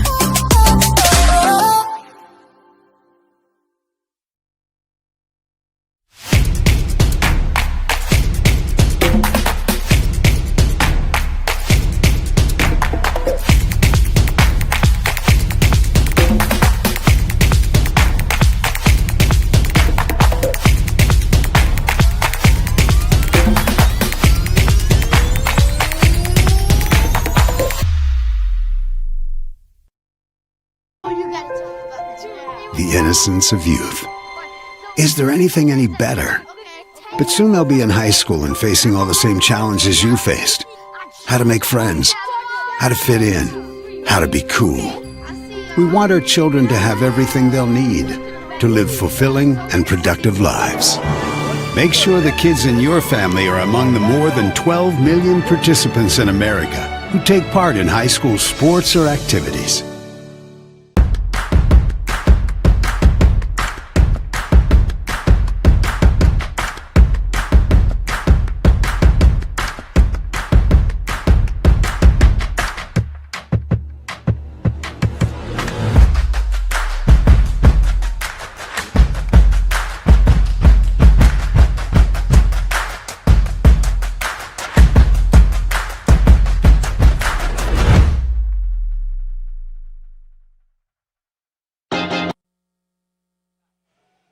Welcome back to the Carrier Dome. Halftime about to wrap up. Third quarter action on the docket as the Blue Devils have a 12-point lead over the Black Horses out of Section 2. Tim Drawbridge alongside James Allen, Matt Slocum today as well.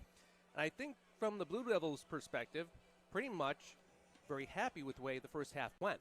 Yeah, it didn't start off well for them because they were just backed up in their own territory. Their first three drives were inside their own 20. And in fact, the last two were inside the 10. But once they were able to get to that first touchdown, they kind of got wheels feeling a little bit better about themselves. They started to run downhill a little bit with the running backs and Scott and Hagan. Those two touchdowns at the end of the half really demoralizing from Schuylerville's perspective. Mm-hmm. It's 6-6. You give up a touchdown. Scott gets one at 2:33 to go.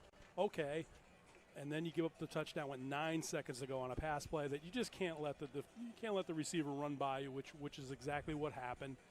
And now you're Schuylerville. You open the second half playing defense, and you do not want to get yourself in a situation where you're 3 scores down against Forks, because Forks is just going to dictate how the game's being played with the running game. And you know, this is a Schuylerville offense that does not like to throw the football that much, but Sherman has had to throw the football because they haven't been able to establish the running game for the second straight week. They haven't really been able to do that. They've been throwing much more on first down, which I think is important if you're not running the ball well. Sure. To throw the ball on first down. Don't let be 3rd and 12 and then have to throw, because then everybody in the arena knows you're going to do that. And I'm interested to see if they do kick it deep or if they employ what Forks has done, is a lot of squib kicks. It's warm inside. The temperature's up to be able to melt the snow falling outside on the top of the dome and keep everything above us elevated structurally. And it just feels like it's Miami, Florida, not Syracuse, New York here inside the dome. And talking to a few of the local sports reporters in from Albany, they were commenting how hot it was down on the turf. So here come the Blue Devils. That's Joseph near side, crossing the 35 and swarmed there by the Black Horses. 1st and 10 from the 36 for Chenango Forks. And that's exceptional drive start for them, considering where they started their first series of drives in this game, and start the second half and got some momentum, 2 scores in that last 2:33 of the first half to go from 6-6 to 18-6. And another touchdown here would really be difficult for Schuylerville to overcome. The Schuylerville defense since week 3, averaging 7.5 points per game allowed, and they're obviously above that today. Austin hands off Lucas Scott, crossing the 35. A swarm of defenders there, but Scott's able to monster his way to the 39, 2nd and 6. Yeah, it took only about 5 tacklers for Schuylerville. Only 5. I mean, that's, Scott is bigger than most of their linemen, and he's just enormous and certainly able to put his pad level down and be able to push. And it does take basically 5 players from Schuylerville to prevent him from going any further than 5 yards. One of Coach Bowen's concerns during Thanksgiving week was being outsized, that is, by the Blue Devils. Austin under center, handoff to Haqq. Near side, crossing the 40, down to the 44, and that will be close to a first down. Tyler Bowen there on the stop for Schuylerville. And that one looks a little closer. They might take a look at that one. Have to cross the hash of the 44. And yeah, they're about a football length short again, and they will not choose to measure. Austin under center. Joseph split out far side. Handoff, Scott off the right side, following Haqq on the block. Crosses the 45 to the 47. A new series of downs for Chenango Forks. Yeah, some good blocking out in space there for Forks to be able to pick that up. And as you mentioned, Truesdale was one of the guys that in the lead block there for Chenango Forks. As you mentioned, a lot of the Black Horse players go both offense and defense, and the way this drive is starting out, the wearing effect. Exactly. Handoff, Lucas Scott up the middle, gets through the first line of defense, and another healthy gain of about 6. It'll be 2nd and 4 from the 46.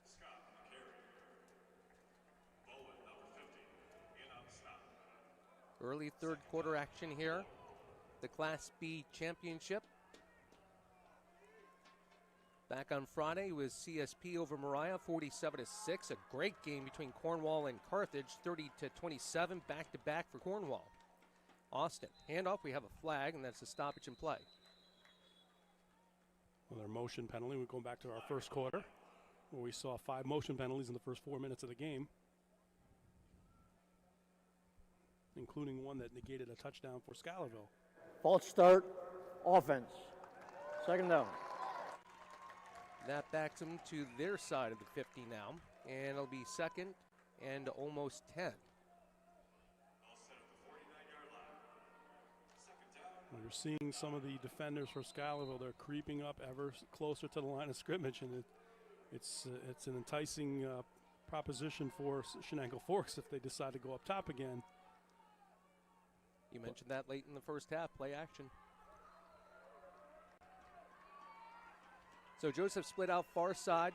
Scott and Haqq behind. Scott up the middle like a bulldozer, crossing the 50 back to the 47 of the Black Horses. Yeah, Carson Patrick, who's the middle linebacker for Schuylerville, is getting involved in a lot of tackles, and he has to because they're starting, Chenango Forks is starting to be able to win the battle inside the tackles, getting push, separating, giving Scott some running lanes to attack in the A and B gaps. 3rd and 5 from the 47. Handoff, Scott again. Still running, still bulldozing through, and he's close to another first down. Yeah, that was just will there. Scott was basically met at the line of scrimmage, and he pushed 3 Schuylerville defenders 3 yards, and the last of them being Fitzgerald, and sets up another very close situation where they will maybe take a look, and this time they will measure. I think it's about a yard short. I don't know why they're That's not even close. I don't even know why they're measuring. Down. I guess just because maybe the coach asked for it, but I mean that is not the line, within a yard. The line to gain is the 45. That ball, the 42, and that's nowhere even in between. That one's more on the 43 It's than basically the 42. about a 3/4 of a yard, and it's interesting because the last 3 times they had this situation where it was basically less than a ball length, they didn't measure. I mean, that's almost a full yard. That is literally pretty much a full yard. I don't know, why would you measure there? The only thing I can think of is that Coach Hogan and one of his staff said, hey, look, can we get a measurement on that? I just want to see, which is basically they know what they're going to do, and they're going to run it even if they don't get it here. They're going to run the ball on fourth down anyway. So Schuylerville is probably more of the benefactor because they're getting tired, and I think it's probably helping them a little bit more. So here comes Austin and the Blue Devils, full house backfield. 4th and short. Handoff, Scott, no surprise there. Gets the first down, crossing the 40, still moving his feet. And it takes at least 5 Black Horses to bring him down. Yeah, that was pretty much, again, the linebackers and the defensive backs for Schuylerville, Jeffords and McGarrahan and Patrick having to make the stop, and it took 4 guys to get him down. And Scott, 330 carries coming in, over 2,300 yards, showing why he's on his way to 2,500 yards this year if he keeps going like this. 3.5 minutes into this third quarter. Blue Devils up by 12, the ball driving. Lucas Scott off the left side, weaving his way through the defense, crossing the 30, down to the 27, another first down for Chenango Forks. Colville prevents the touchdown. Scott cut it back, and good blocking to the point of attack. And then he takes it and goes across the field, and you see there the guards and the center really win the battle, and then you see Scott starting to pull away, and again, the nose guard chases him down from behind to prevent the touchdown. It was winning the trenches for CSP against Mariah on Friday, and we're starting to see the same thing now out of the Blue Devils, outsizing this Schuylerville Black Horse defense. Talking with a couple of their linemen, they said, look, they're big up front. We just got to, we've got to hold our ground, and so they're starting to lose that battle. Lucas Scott hits the outside. He's got the edge, being pursued by the Black Horses. He's down now just outside the 10. Lucas Scott with another 17-yard carry. And Fitzgerald's probably getting sick of having to deal with him one-on-one in space, because Fitzgerald is going to lose the size battle in a big way against Scott. And they've been able to seal the edge. That's another thing that Chenango Forks wasn't able to do early in the game. And they're doing it now. And it's starting to be the wearing effect of just getting pounded over and over again with some big boys up front. Handoff. Off the left side, crossing the 10, down to about the 7. 2nd down and 5 down for Chenango Forks. Caleb Max on the stop, one of the two-way starters for Schuylerville. And Haqq is enjoying a solid game as well. Scott getting the most of the bulk of the carries in the second and third quarter, but to keep you honest, you cannot over pursue and not keep yourself concerned with Haqq is done as well. A really good job. 7 minutes to go in this third quarter. Chenango Forks knocking on the door for another touchdown. Joseph checking back in, split out far side. Lucas Scott, Haqq in the backfield. Scott's got the ball behind Haqq, cuts back off the right side. That time, Schuylerville shuts the door very quickly. Yeah, they've got to really start flowing the football, and you got to start taking chances. Jeffords with the stop there for Schuylerville. It's a situation where you certainly want to gang tackle Tim, but you also want to make sure that, if you have the opportunity, and if you get one of these big guys, whether it be Scott, I know he's usually good at keeping the football, but take a shot at punch the football, do something. You need some momentum because you're about to go down 3 possessions. Arcola, left of Scott, behind Austin. Scott's got the ball, and they just push the Black Horses into the end zone, and a leisure walk for Scott. And Chenango Forks goes up by 18 at the 6:12 mark here in the third quarter. Yeah, that was a perfect illustration of pretty much the entire line winning their battles at the point of attack. I mean, Scott didn't even get contact until he was falling into the end zone. Way too easy. And the 4th attempt here at the next point, and Joseph's going to be going, I got to get one of these. I've had a rough day so far. Let's see if we can get one in here. Haqq to hold. Snap, the kick by Joseph. It's up and over end, and this one is through. So with 6:12 remaining in the third quarter, Chenango Forks 25, Schuylerville 6. We'll take a timeout. You're watching the Class B Championship live from the Carrier Dome here on the NFHS Network.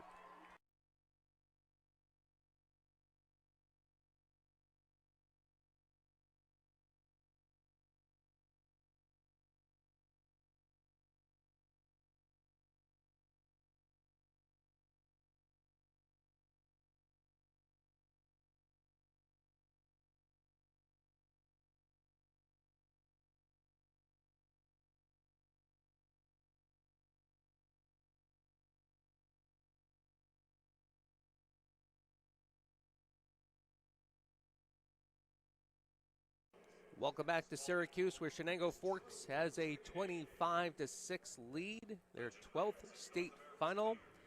5 championships, seeking number 6, and Schuylerville needs to find an answer for Lucas Scott, who has been running and rampaging through the Black Horse defense almost at will.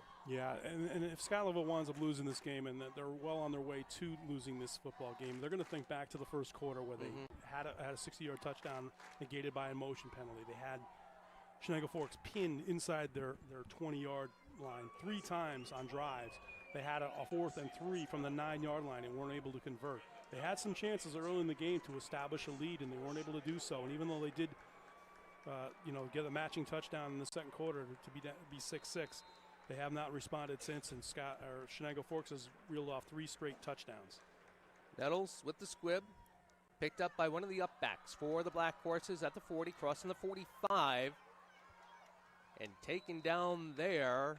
In on the tackle, one of the Blue Devils was Ethan Brown. So 1st and 10 from their 46. Schuylerville once again with good field position to start off their first drive of the second half.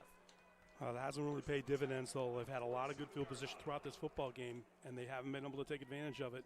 And it really starts with their offensive line not being able to establish the running game. And, Forks has done a great job at the point of attack and forcing 2nd and 3rd and longs, and Schuylerville hasn't been able to come up with it. Luzeda's back in near side. Pitches to Vanderhoof, trying to hit the far side. Hits the point of attack, gets the edge, but only gets 1.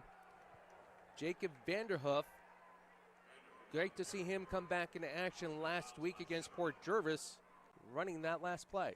Yeah, and you see Jack Zimmerman coming up from his safety spot. He was about 12-yard running start, and when he saw that Vanderhoof was getting to the edge, he just flowed up to the football and prevented him from turning it up. And that is a big play for Schuylerville that usually pays dividends, and that time they got nothing out of it. 2nd and 10 from the 47.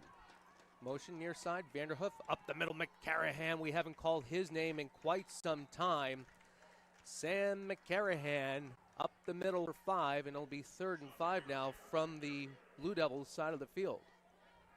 Yeah, and a lot of, again, for people that don't understand the flex bone offense or understand the concepts of it, it's basically they don't have any predetermined guys. It's just basically you're coming down the line and quarterback's making reads. Hey, is the A gap open? Do I hand it off to my fullback? And so far it hasn't really been there, so that's the reason why McCarahan only has a couple of carries this game.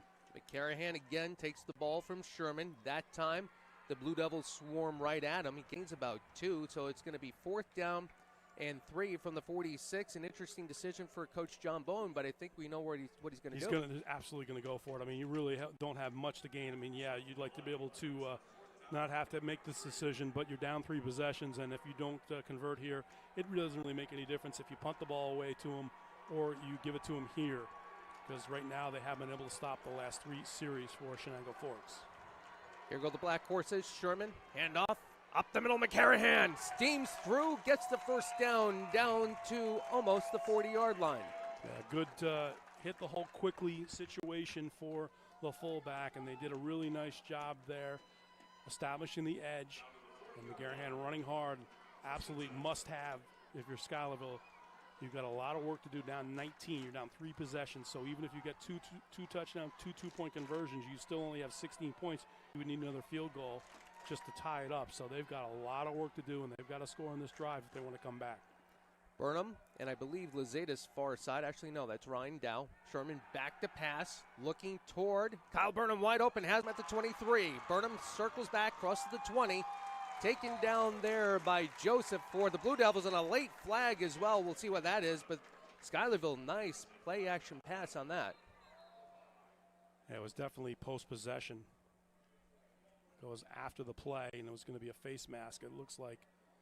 So the back judge motioning to his head. Now will it be a 5? Either way, it's going to be half the distance goal. Personal foul. Yep. Face mask. Defense. Half the distance. 1st down. So they'll walk off about 7-8 and take the ball just inside the 10. So it's going to be 1st and goal to goal for the Black Horses. Yeah, 2 in the pattern, 5 defenders on that side of the football. Good throw by Sherman, taking the underneath, and nice run by to Burnham and picking up the penalty at the end of it as well. Vanderhoof and Burnham the wing. McCarahan behind Sherman. Back to pass. He's looking. He's got a receiver open. Overthrows Jack Dwyer in the far side end zone. Dwyer had his guy beat. Yeah, he did. He gave him a double move post corner. He gave the look to the inside, then he broke it to the outside, and actually Sherman's trajectory on that pass a little bit hot and low. And that's one of those ones where if you have the time, and he had the time, be able to throw the ball and just kind of loft it up there and let Dwyer, who had his man beat, just run underneath it. And Dwyer knows he ran a good pattern, just was not met with the touchdown. Down far side, Jeffords near side. Handoff up the middle to McCarahan, who's met immediately and taken down one of the Blue Devils involved, Hunter Gibor, in on the tackle. And Tyler Hayes as well. And their defensive line has really done an exceptional job and not easy to do. And they've been doing it all season. When you give up only 82 yards rushing per game, less than 1,000 over 12 games, that is an exceptional job. They've actually given up more yards in the passing game than they have in the running game. Today it's been that way as well, but it's been out of necessity for Schuylerville. Jeffords near side. I believe Vanderhoof off on the wing now. Fake pitch left. Sherman rolling, looking, still looking. Pressure up in his face. Throws that one away and a flag. Yeah, Sherman's down. Paskey's thinking that he's going to say he's throwing a late hit. It was definitely he threw the ball away. I mean, there was nobody on that side that Sherman was throwing the football to. He knew he was going to take the sack. And in a situation like that, not only does he take the penalty, but it's a loss of down. Yes. So it's going to be fourth down, and they're going to be way back. And of course they're going to go for it. But it's a situation where it's almost better to take the sack, which I know sounds counterintuitive, but you don't want to give up the down as well. And they're going to lose the yardage and the intentional grounding. Offense, loss of down, fourth down.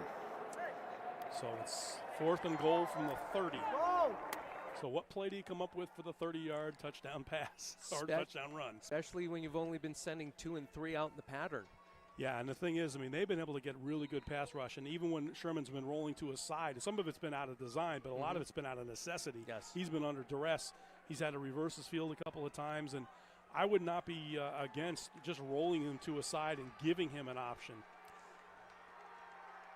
Sherman under center, rolling out left side, looking that way. He's got Kyle Burnham open. He's looking for Ryan Dow. Double coverage and is picked off in the end zone with the flag down 2.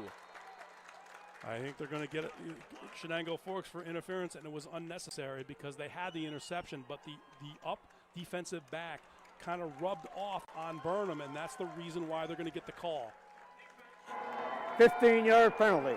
Joseph's going to get called for the interference, and the reason why is the interception was going to be made, but what he did was he prevented the receiver from getting to the football, and even though there was contact, sometimes they'll let the contact go, but in that situation, he prevented him from trying to make a play on the football, which likely was going to be intercepted. That's why I say it's an unnecessary penalty. And they had it defensed. Unlike the pros, this isn't spotted. It's still a fourth down. They get half the distance, so it's still 4th and goal, but it's much more manageable. You have 15 yards less to have to go to, so you can actually throw the ball. If you do decide to throw the ball, you don't have to get to the end zone. You just have to make sure you get into the end zone. McCarahan split out wide far side. Jeffords near side. Sherman back to pass. He's looking, setting up the screen near side, and met immediately by Ethan Brown by the Blue Devils, and they'll take over on the loss to downs. Yeah, they tried to get out to block Brown, and they thought they had a setup, and actually they did have a pretty good setup. There wasn't really much resistance besides Brown in that situation, but you see there, they're trying to get out to block him, and they were unable to do it. Ryan Haqq, who's the center, was trying to get out, and that's a long way for the center to have to get out in space on the receivers or the running back screen. Unable to do it, and Schuylerville puts together a pretty good drive, but it ends on downs at the 19-yard line. Maybe a questionable call trying to set up the screen there with 4th and 15. Well, I mean, they did have Tim. They did have a lot of misdirection. They had a lot of people. There was really only one defender there, but the one defender made the play. Yeah. Handoff up the middle to Scott. Lucas Scott, who came into this game with over 2,300 yards, 36 touchdowns, has been a workhorse today for the Blue Devils. Added 2 more rushing touchdowns to his total 38, and got to be over 100 yards now. And with that, he's got over 2,400 yards, and he's got to be closing in on 25. And it's just an incredible season. And from the coaching perspective for David Hogan and his staff, they get him back next year to go for it again. Gotta love how Chenango Forks has been able to keep this program rolling and moving forward so well over the years. Yeah, I mean, you look at the last 2 decades, 110 wins in the last decade, 99 going on 100 today if they win this game. And they still got one more year to go. Scott off the right side, still steamrolling through, and you got to wonder how much the Schuylerville defense could try to take down a bull horse who just rolled off another 15. Yeah, again, like what I said in the end of the half, some of these tackles that were being made at the point of attack against Scott with 1 or 2 guys are now being broken, and now they're getting to the secondary level. Vanderhoof prevented a touchdown. If Scott gets away from him, he may not have been able to outrace everybody, but he certainly would have had open space with Vanderhoof being the only defender on that side. Coming down to the 2-minute mark here, third quarter, 25-6 Blue Devils lead. Scott again off the right side. Hit at the point of attack at that time and only, relatively speaking, picks up about 2. You got to give a lot of credit to the offensive line. They've really done a great job. Tough situation they were put in, and not only the offense was put in, but certainly they were put into those first 3 drives where you basically know that you're just going to be, the defense knows you're just going to run the ball. You're inside your own 10 over and over again.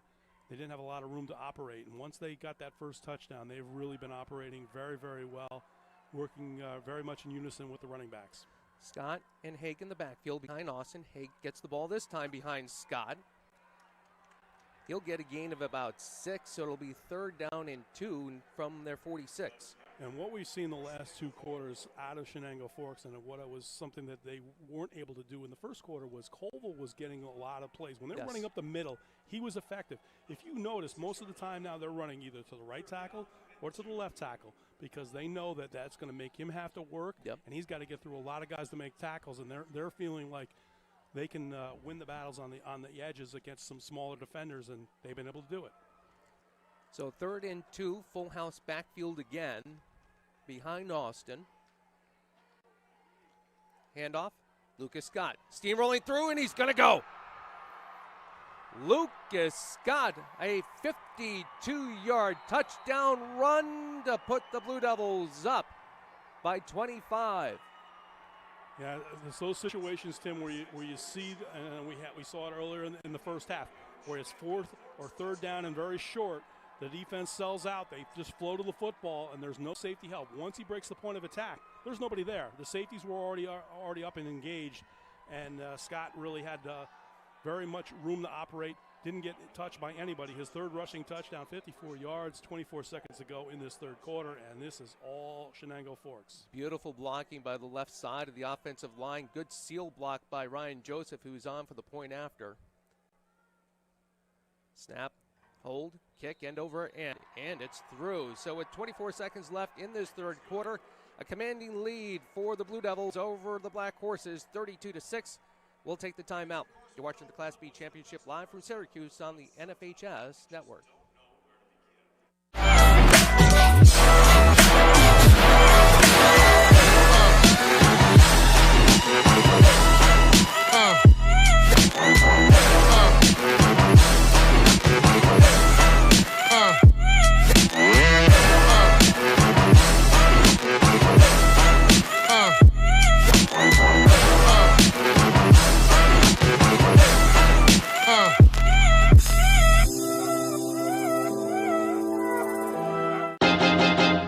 High school sports fans, relive your favorite moments. Just click the shopping cart below the video player and select DVD or digital copy to get yours today.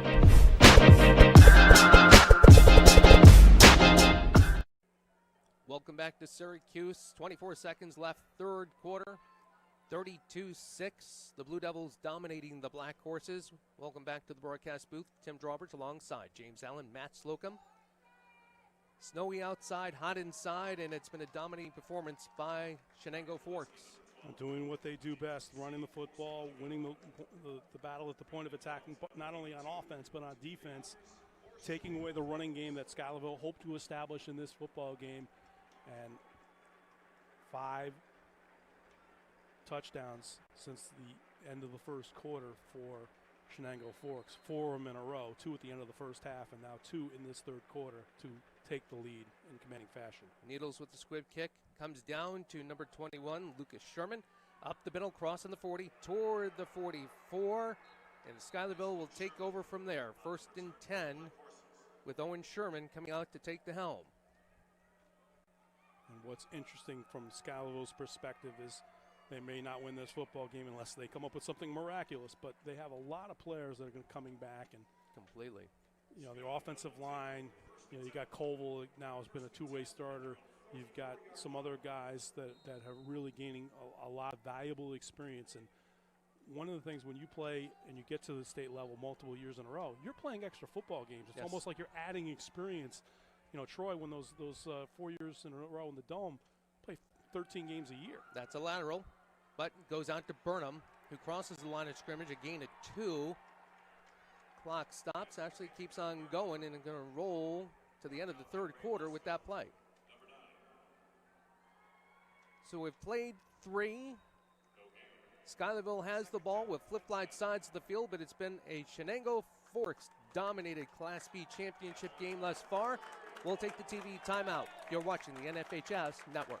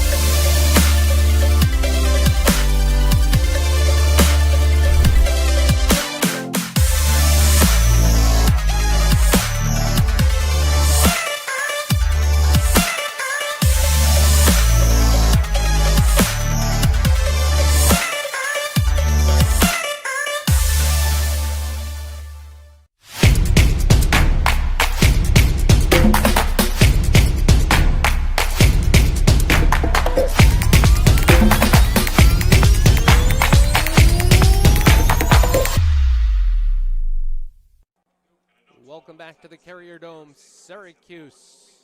The Black Horses trailing by 26. The ball, 2nd and 10 from their 44. Tim Drawbridge alongside James Allen, Matt Slocum. It's been Owen Sherman trying to lead a passing attack versus the, well-known running attack of the Black Horses. Yeah, and this is another look at a penalty flag on this play. McGarrahan got spun around. It's not the situation that Schuylerville wants to be in. They know if they're throwing the football multiple times in a game, it's because it's being dictated to them by they're not winning the line of scrimmage battle. They don't want to throw the football. Not that Sherman can. He certainly threw it on a touchdown pass. He's capable of throwing the football.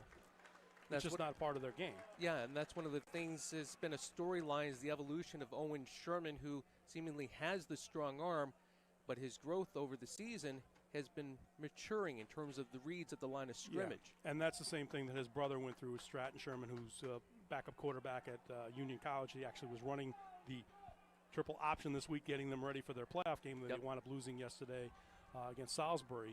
But it's a situation where he learned a lot as a sophomore, and this is valuable experience for Owen Sherman, for sure. Hand off the middle to McGarrahan, crosses the 35, lunges to the 31. That'll be a 2nd and 3 from there. The Needles there on the stop for Chenango Forks.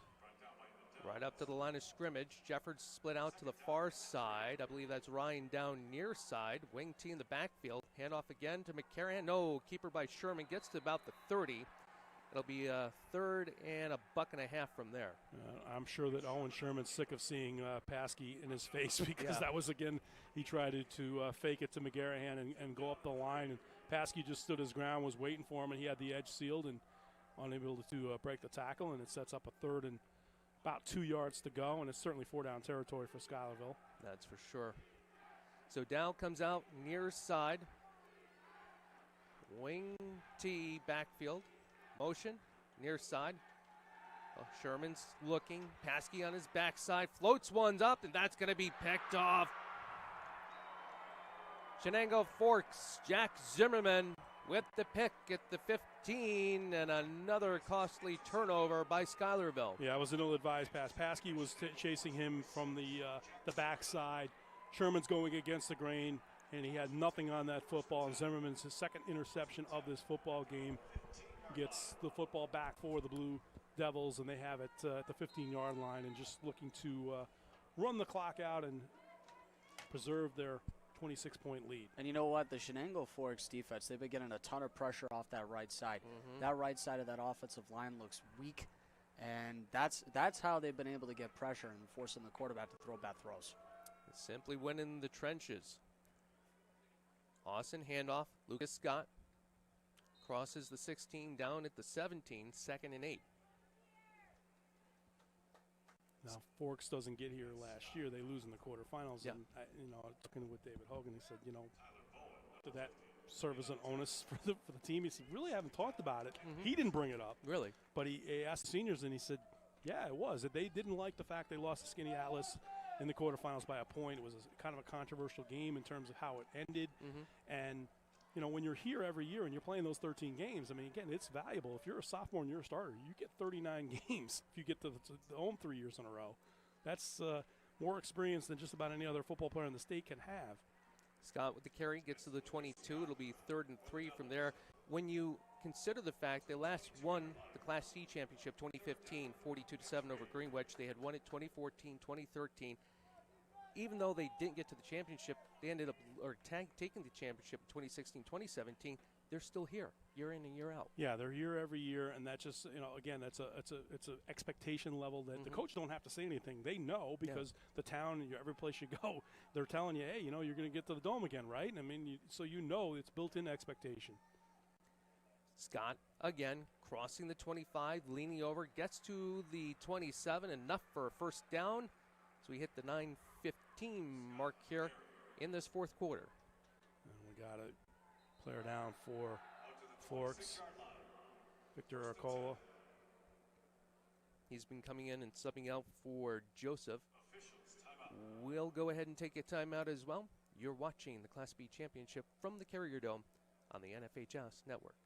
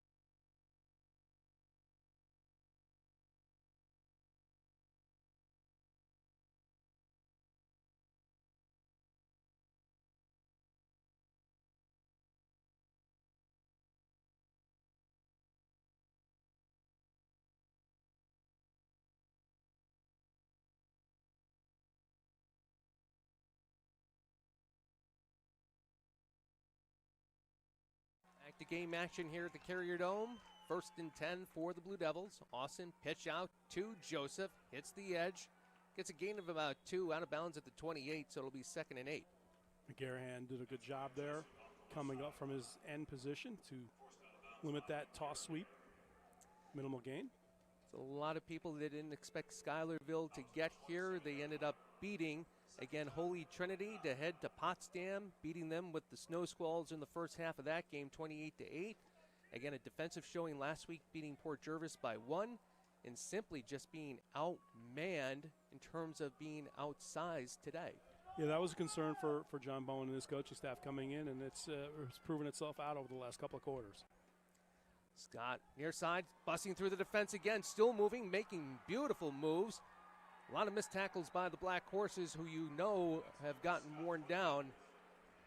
Another first down run for Lucas Scott. Yeah, what's really impressive about Scott, when he gets out in space like that, even when he's being contacted, the first thing he does, as he's being contacted, he gets that shoulder pad level down, and he's driving, he's using those legs. It's almost like a lineman engaged on the blocking sled. It's really impressive, and he is just not going down with minimal contact. You're going to bring it all the way through to get him down. Saw it with Mariah, Blaze Maddox this year, Amin Woods with Cornwall, and a lot of these teams came in with certainly a stable of running backs. Handoff, that one to Haqq on that carry. Haqq, rather, 2nd and 6. Yeah, what's really impressive when you just think not only just about Scott and what he's been able to do, it's a whole series of running backs. They've run for over 4,000 yards. I mean, and it's been very, very impressive. When your average play is 7.2 yards. You're doing pretty darn good. You're doing pretty good. You know, you aren't facing many third down situations. And, you know, when they have, after those first couple of drives, they've done a good job, and they've converted on 4th down as well. 2nd and 6 from the 45. Handoff, Scott, up the middle. Leans over. It's going to be 3rd and 2 from the 48. And this is just basic inside the tackles football, big boy, you know, lineman, and, you know, 3 yards in a cloud of dust, which is fine. You know, there's nothing wrong with that. You just keep moving the chains and keep churning out the time, and they'll be more than happy to run off another 4 or 5 minutes. Their opening drive of the second half took almost 6 minutes. They scored to extend the lead, and, you know, it's been Schuylerville having to play catch-up and throwing the football and incompletions, and quick series for them, and back to Chenango Forks. In the shotgun, no, full house backfield. Austin hands off to Lucas Scott. Rolls over the 50, down to the 46, and a new series of downs for Chenango Forks, simply wearing down the Schuylerville defense. Yeah, Tyler Bowen just got him by the shoe top, and that was one of the few times you saw really an ankle tackle bring down Scott. He trying to trip him up as he was starting to accelerate and he was going to cut back. But it's a 1st down pickup and into Schuylerville territory once again. Truesdale and Haqq go off. Joseph is one of the subs in. Austin, handoff to Joseph, hits the line of scrimmage and bounces outside, and he's going to actually lose a yard as Schuylerville on that side was in hot pursuit. Schuylerville for a face mask on that as Joseph was trying to pop it to the outside. There was nobody blocking for him, so I don't think it could be a hold unless they were calling a hold from somewhere else. They looked like they threw it right where he was carrying the ball. Face mask. Defense, 5 yards. Incidental, not a twister, just basically got your hand up in the grill. They had 3 guys engaging in the tackle. 6:23 left. 32-6 Blue Devils, seeking their 4th championship in a 7-year span, even though it seems like they make the yearly appearance most of the time here in Syracuse. Yeah, they did. They went 5 years in a row. They won 3 in a row. Then they went to the B level. Glens Falls beat them in 16. They lost in 17. Didn't get here last year, and now they're back and looking to add another title to the trophy case. Austin, handoff to Joseph. Hits the wall again, going nowhere. Schuylerville all over Joseph on that play.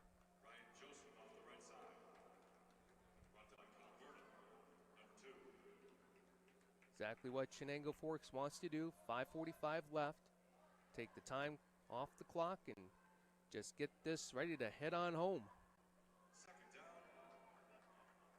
They're doing what they normally do. They've had a lot of games where it's been one-sided, and Schuylerville's, you see their guys on the sideline just kind of standing there, and they're just kind of going, oh, geez, we got to drive back in the snow. This isn't a good scenario for us. Nah, it's 25 according to the reading from Hancock International Airport, just north of the thruway. We get a flag down.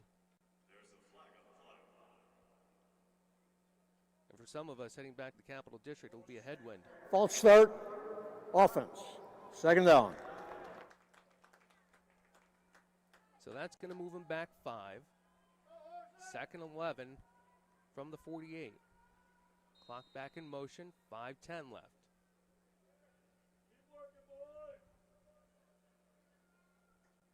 Silence on the Black Horse side with a few fans cheering on their boys, and I think eager anticipation on the Chenango Forks side. So Joseph comes out split to the near side. Haqq and Scott, the backs behind Austin. Goes to Haqq off the left side, following a beautiful block, and he's going to go.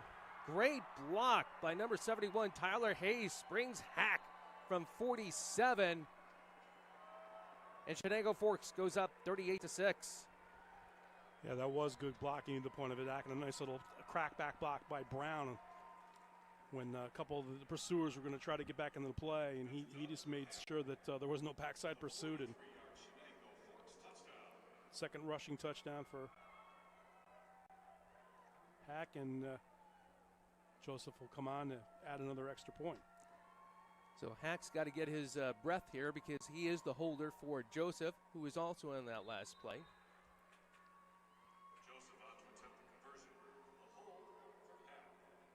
Here's the snap, the placement, the kick is up, is blocked. Jacob Vanderhoof coming in off the right side of the Chenango Forks line and blocks the extra point, so the score remains 38-6. We'll take the TV timeout. We'll return to Syracuse in just a few moments. You're watching the NFHS Network.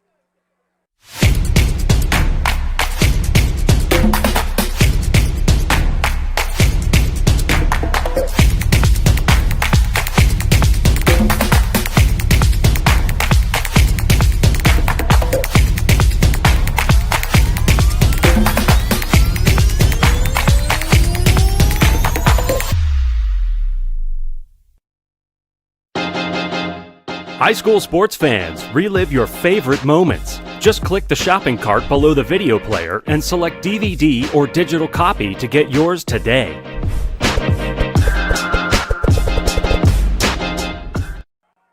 Welcome back to Syracuse, a dominating performance. Lucas Scott, Dubbs Haqq, and Austin leading the Chenango Forks offense today in dominating fashion, and a 38-6 lead here late in the fourth quarter. Jim Drawbridge alongside James Allen and Matt Slocum. 6-6, 2 minutes to go in the second quarter, and it changed with those 2 touchdowns at the end of the half. The whole momentum of the football game was swung the Blue Devils' way, and they kept it. Squib kick by Nettles underneath the wickets. It looks like that was maybe Ryan Dow, if I got the number quick enough, who's still laying down on the field wondering what hit him. And the ball goes down at the 34. It's where Schuylerville will take over from there. One of the themes for Schuylerville, if you got to look on the plus side, you already talked about the fact that they're a young team, the emphasis of family. Coach John Bowen, who, if you don't know, started his coaching career at Ballston Spa, made a move about 6 years ago now to go to Schuylerville to be with family.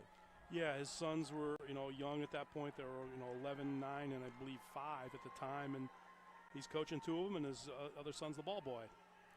Walensky on the inside, handoff, sprinting to the far side, loses 1 or 2. Beautiful backside pursuit. Walensky also not able to hit the edge, so it's going to be 2nd and 11. You also got to look at Coach Bowen's career, the way it's evolved. He coached with Brent Stewart-Wald, former legend for Shenandoah. He ended up playing for John Arian, former Queensbury head coach, now out at Granville. Right. Well, I mean, you think about I had the privilege of covering the Governor's Bowl in 2001, and he was on the staff with Matt Schell, Jack Berger, Coach Stewart-Wald. And that was the first time that New York won that All-Star game, as we see a big run here for Schuylerville. Kyle Burnham hitting the 40 down to the 35 of Chenango Forks. Big play from Kyle Burnham. Something we haven't heard a lot of is Kyle Burnham's name hitting the edge and using his speed. Yeah, he's been out in the pass patterns a couple of times, but that was a big run for him. And, I was talking about the Governor's Bowl, and it's something that's gone by the wayside. But at the time, New Jersey had won 3 of the games, just decimated New York. Yeah. And New York didn't have that many players. A couple of their top quarterbacks weren't able to play because their colleges wouldn't let them play. And New York, were only 12 Division I players with the Section 2 coaching staff, won that game and won it handily. Vanderhoof quarterbacking up the middle. This is as explosive as Schuylerville has looked since late in the first half. Well, part of it is because the backups for the Chenango Forks are out there on defense, so their first-string offense is able to have their way with the second-string defense of Chenango Forks. Vanderhoof, senior, at the helm for Sherman. Keeps it after the fake handoff to McCarrion. He's zigzagging through the secondary, pushing over for a touchdown. Jacob Vanderhoof from 18 cuts the lead down to 26. Well, from Schuylerville's perspective, certainly that's something they wanted to be able to do before they left here. They got another touchdown. It's been a long time, 5 straight touchdowns for Chenango Forks since that 2:33 mark of the second quarter, and they will bring on personnel, and I believe they're going to go for the 2-point conversion again. Dwyer comes off, Dow is on. Owen Sherman is back on as Vanderhoof trots off. Jeffords goes to the far side. Ryan Dow near side. McCarahan steps back behind Sherman. Pitch to McCarahan. Cuts upfield. He'll get the 2. Sam McCarahan converts, and it's now 38-14. A little bit of confusion of where they were lining up, but once they actually get the toss sweep there, they're successful and add the 2-point conversion. So 3:18 left. The lead cut down to 26. We'll take the timeout. You're watching the NFHS Network.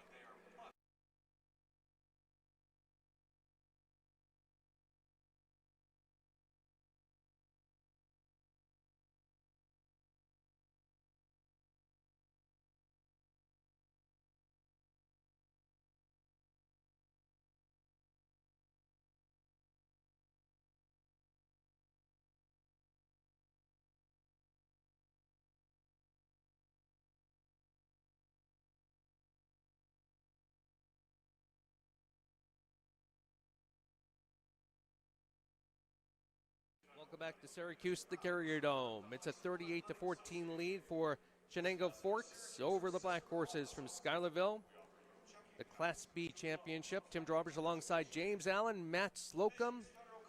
Some nice explosion on that last play, but like you alluded to, James, the backups are in for Chenango Forks, and John Bowen's concern leading into this game, the size advantage by the Blue Devils. Well, and you know, it played itself out that way, Tim, but you know, give credit to Coach Hogan and his coaching staff. Yes. He's letting the Blue guys play. Yep. Look, they've got this game in hand, and it didn't make any difference if they won by 38-6 or 38-14. He got those guys out there. They got an opportunity to get some run here at the Carrier Dome. I believe that's Joseph on the return, crossing the 30-35, down at the 39, tripped up there by Connor Belinsky. The Blue Devils take over, 1st and 10 from their 39, 3:10 left until their 6th championship to take home to Section 4. Yeah, and it's been a dominating 2 decades. All this has happened since 2001. They've had some success in Section 4 before then, and obviously before the state playoff system came in, but the full state playoff system in '93. But, you know, two decades. I mean, 110 last decade. This will be the 100th win this decade. They still got 1 more year to go, so they can actually outdo what they did last decade, which would be hard to believe that they could do it. But 2 state championships last decade. If they win this one, that'll be 4 this decade. Number 29, I believe, is in at quarterback now. That would be Jacob Brown. The running back, number 26, Reese Zakowski. Called his name a couple of times earlier. It'll be a gain of maybe 1, 2nd and 9 now from their 40. Mentioned John Bowen and family. A little bit about his coaching career. He has his whole family on the sidelines. His oldest son, Tyler, we've mentioned a number of times, especially in the first half, a senior linebacker and offensive tackle. His middle son, Zach, a sophomore lineman, brought up from the JV late in the season. And his youngest is a 7th grader. That would be Josh, who's on the sidelines as a ball boy. And I love this, too. His wife, Stephanie, keeping the stats for the Black Horses for years. Yeah, and it's interesting. I called him yesterday just to confirm, you know, making sure that, you know, we'd heard the debate that they were going to move the game up in time. Yep. And he says, I can't believe you're calling me during the Iron Bowl. And I said, well, Coach, it's during commercial. He was actually a strength coach at Auburn. So he's got a background, and he was definitely enjoying his watching yesterday against Alabama. Handoff. Number 23, what a hit by Kyle Burnham. That was Sean Pearson taking the ball, and then the hit by Burnham. Gain, actually a loss of 1. Burnham rung his own bell there. He's going to get back to the sideline. He's like, oh, I threw myself in there, but I got a little dinged up myself. 1:30 left until the Blue Devils take the championship here in Class B. Jack Dwyer back to return. I believe this is Brad Needles in punt formation. Good kick. End over end high. Dwyer at the 20. Goes to the far side, cuts it back upfield along the numbers. Nice tackle, but didn't wrap. Hashke also pursuing. There goes Dwyer to the 45, taken out of bounds by 2 Blue Devils. 56 seconds left. A little spurt of energy from Jack Dwyer on special teams. Well, you like to see that. You don't want to see anybody give up in this situation, Tim. And really nice to see Victor Alcoa, who came back out on the field, and he actually helped make the tackle. Yeah. Otherwise, it could have been even more for Dwyer. Nice second and third efforts there along the sideline to get near midfield. And Schuylerville, probably their last opportunity here at the Carey Dome. And you see the starters out there, and then you see some of those linemen. A couple of those linemen are seniors, and this is their last opportunity in this last minute of their season in high school football. Sherman back in at quarterback. Dwyer, by the way, a junior, so he's back next year for Schuylerville. Pitch outside, I believe that's Vanderhook. Cuts it upfield, following his blockers behind Burnham, zigzagging again behind Burnham. Gets down to about the 41, also taking a block by Ryan Pack. Clock temporarily stops, 42 seconds left. 1st and 10 now from the Blue Devil 40. And just to let you know, guys, they just made an announcement. Our referee today is retiring after this game after spending 57 years as an official. Isn't that amazing? You can't get to 58? No, apparently not. Wow. But that's amazing. Yeah, that's a great honor. That's some serious dedication. Indeed. That's clearly why they were making the push with the officials' booths at Middletown, Albany, and Glens Falls with football and girls and boys volleyball, respectively, last weekend. Sherman on the carry, less than 20 seconds now. And a timeout taken by Chenango Forks. Yeah, I think because they're going to send a whole new unit of players in, looks like. They're getting instructed over there. They're going to bring in some other players that haven't gotten an opportunity to get in. Another classy move. I mean, look, you don't want to let prolong it, but hey, look, it's, you're giving these guys. They're helping you get a run. Mm-hmm. They're giving you a scout team look for your game today, and they don't get any glory, and they're not going to get a lot of opportunity and run in serious games. But lifeblood of your program, and eventually some of these guys are going to be starters. So yes. Hey, give them a reward. Mom and Dad are taking pictures out there right now. Got that right. The last time Schuylerville was here was in 2015. They lost to Cazenovia 22-19. The last championship for Chenango Forks, 2015 in Class C over Greenwich. And they're going to do it again 4 years out of the last 7.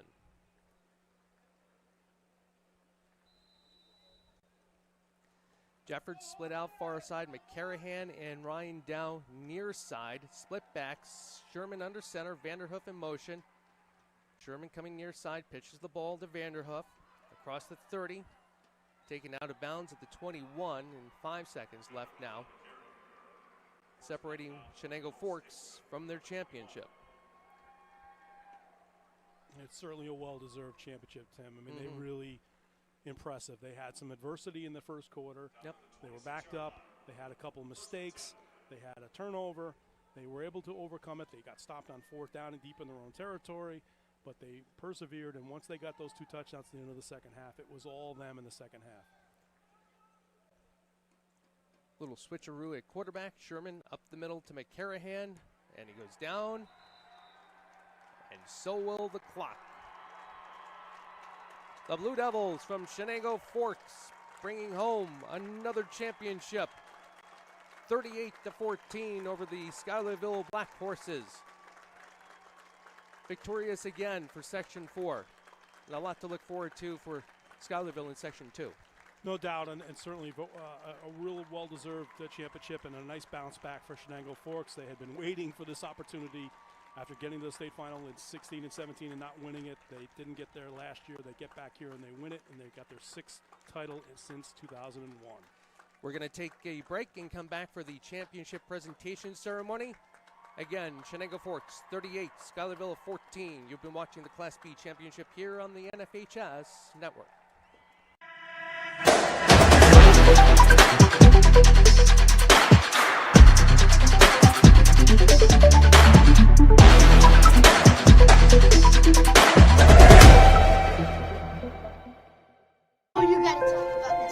The innocence of youth. Is there anything any better? But soon they'll be in high school and facing all the same challenges you faced. How to make friends, how to fit in, how to be cool. We want our children to have everything they'll need to live fulfilling and productive lives. Make sure the kids in your family are among the more than 12 million participants in America who take part in high school sports or activities.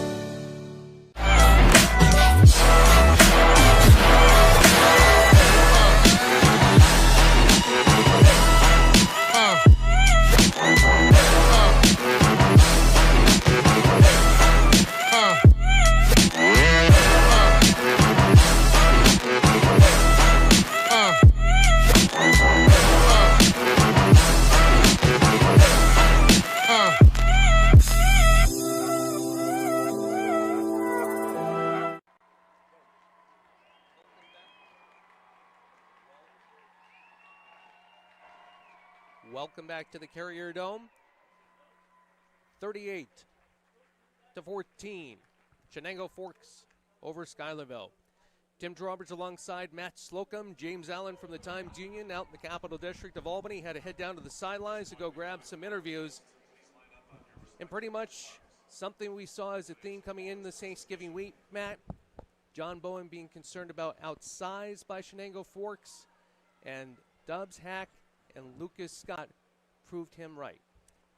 Absolutely, and this Chenango Forks team, they were built to win this championship here in the Carrier Dome. I'd be kind of surprised if Scott was not named MVP. I actually would be surprised if Haqq has not made at least an offensive MVP from this standpoint. But give credit to Schuylerville for their great effort. Schuylerville, a couple of mistakes mentally with penalties in the first half. Actually, both teams for the first maybe 20 minutes until it seemed like Chenango Forks ended up taking the lead. We're going to hand things over to the public address announcer and watch the ceremony presentation here being led by Chris Watson, the PIO for NYSFA. Congratulations to both Chenango Forks and Schuylerville on your outstanding seasons in a well-played New York State final. We would now like to recognize the New York State Football Coaches Association Individual Game Awards. The most valuable offensive back from Chenango Forks High School, number 35, Dubbs Haqq. I'm not surprised with that. Dubbs Haqq naming offensive MVP. It's sort of, I think it's, I still think it's got to be Scott for the MVP. Defensive back from Schuylerville High School, number 55, Caleb Max. Max had a good game defensively for Schuylerville, so that's great for him as well. Had a couple of nice good tackles there on Scott, especially when Scott was running up the middle and getting those tough yards. The most valuable offensive lineman from Chenango Forks High School, number 77, Tyler Truesdale. Truesdale leading the way for Scott and Haqq, no doubt about it. I believe he had a couple of nice pulls in there along the offensive line. From Chenango Forks High School, number 67, Hunter Gabor.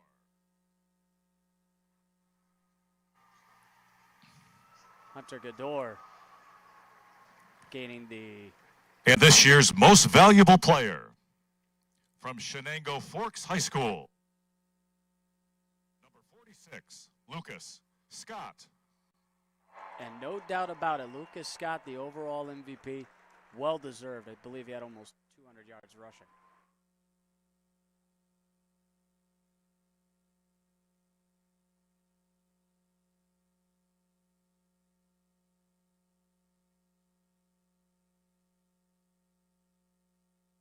Once again, congratulations to both teams for making it to the New York State Finals. Could we now please have the coaching staff and the captains from Schuylerville High School to please come forward to receive your finalist plaque.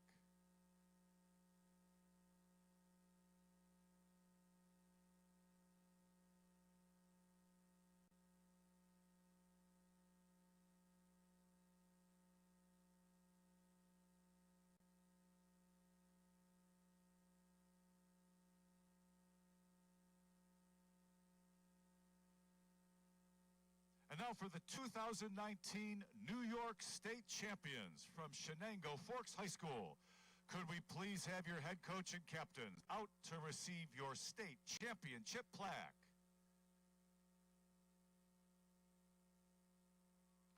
Here they are, ladies and gentlemen, your New York State Class B state champions. Congratulations once again to both of our fine football teams. Ladies and gentlemen, we want to thank you all for attending today's. Welcome back to the broadcast booth. Congratulations to Section 4 in Chenango Forks, the Blue Devils with a 38-14 lead. Tim Drawbridge alongside Matt Slocum. James Allen down chasing his storyline for the paper for tomorrow and online later today. Again, it was a dominating performance by Chenango Forks in the trenches, and again, the concern by Coach John Bowen being outsized by Chenango Forks played out. Schuylerville simply could not run their typical offense with a lot of misdirection and using their speed to the point. They just simply shut down McCarahan hitting the middle of the line, and then their wingbacks couldn't hit the edge. That's very much true, and Lucas Scott just leading the way. A big guy, busting right through that front seven like it was nothing. And what a great effort. I mean, give kudos to Schuylerville, especially on their defensive front, for trying to contain Scott. But you know it was going to be a tough challenge for 48 minutes. And at least they got a couple of touchdowns on the board. They managed to make it, well reasonable, losing by 24, which is a great effort. And again, it is tough when you're going up against a great running team that Chenango Forks has.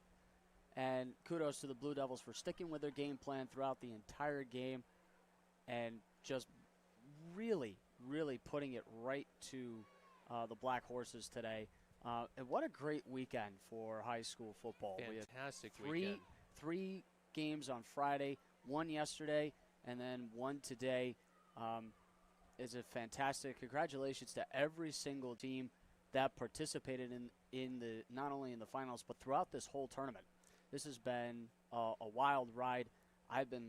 This has been a fantastic opportunity for me to be able to call these games, both at last week's West Regional and here today, here this weekend, here in the Carrier Dome. It has been an honor and a great privilege to serve as one of your play-by-play commentators this weekend, as well as Tom Prince and Frank Wolf, who were here on Friday. They couldn't be with us for the last 2 days, and as well as our partners today, Tim Betts last night, as well as James Allen today.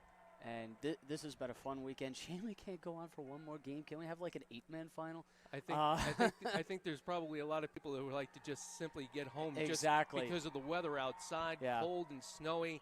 I think you put it very well, Matt, because that's the way I felt doing play-by-play on the radio several years ago when Queensbury was here from Section 2 in 2013 and 2014. It is an honor and it is a privilege to be able to sit back and watch these schools come in year after year, watch the growth that takes place during the course of the season.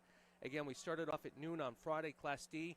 CSP beat Mariah 47-6. Then it was an exciting match between Cornwall and Carthage in Class A. Best game of the weekend right there, the Class A final. Best game. 30-27, the Dragons over Carthage. Then it was Susquehanna Valley, 22-0 over Governor, with a great showing by Governor as well out of Class C.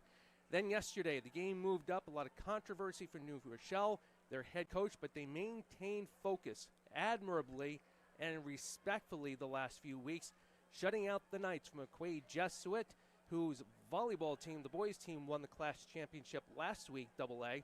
They were shut out by New Rochelle 28-0, and then now Chenango Forks 38-14 over the Schuylerville Black Horses, and another championship, 6th championship, 12th state final, and James alluded to this, a very strong program out of Section 4. Yeah, this has been one awesome weekend this weekend. Kudos to every single one of our champions, as well as to our runners-up, and as well as to every single high school that participated, not just in the state tournament this year, but also throughout the entire state with their sectionals. This has been an awesome ride. We've been glad to follow through with this all throughout the year.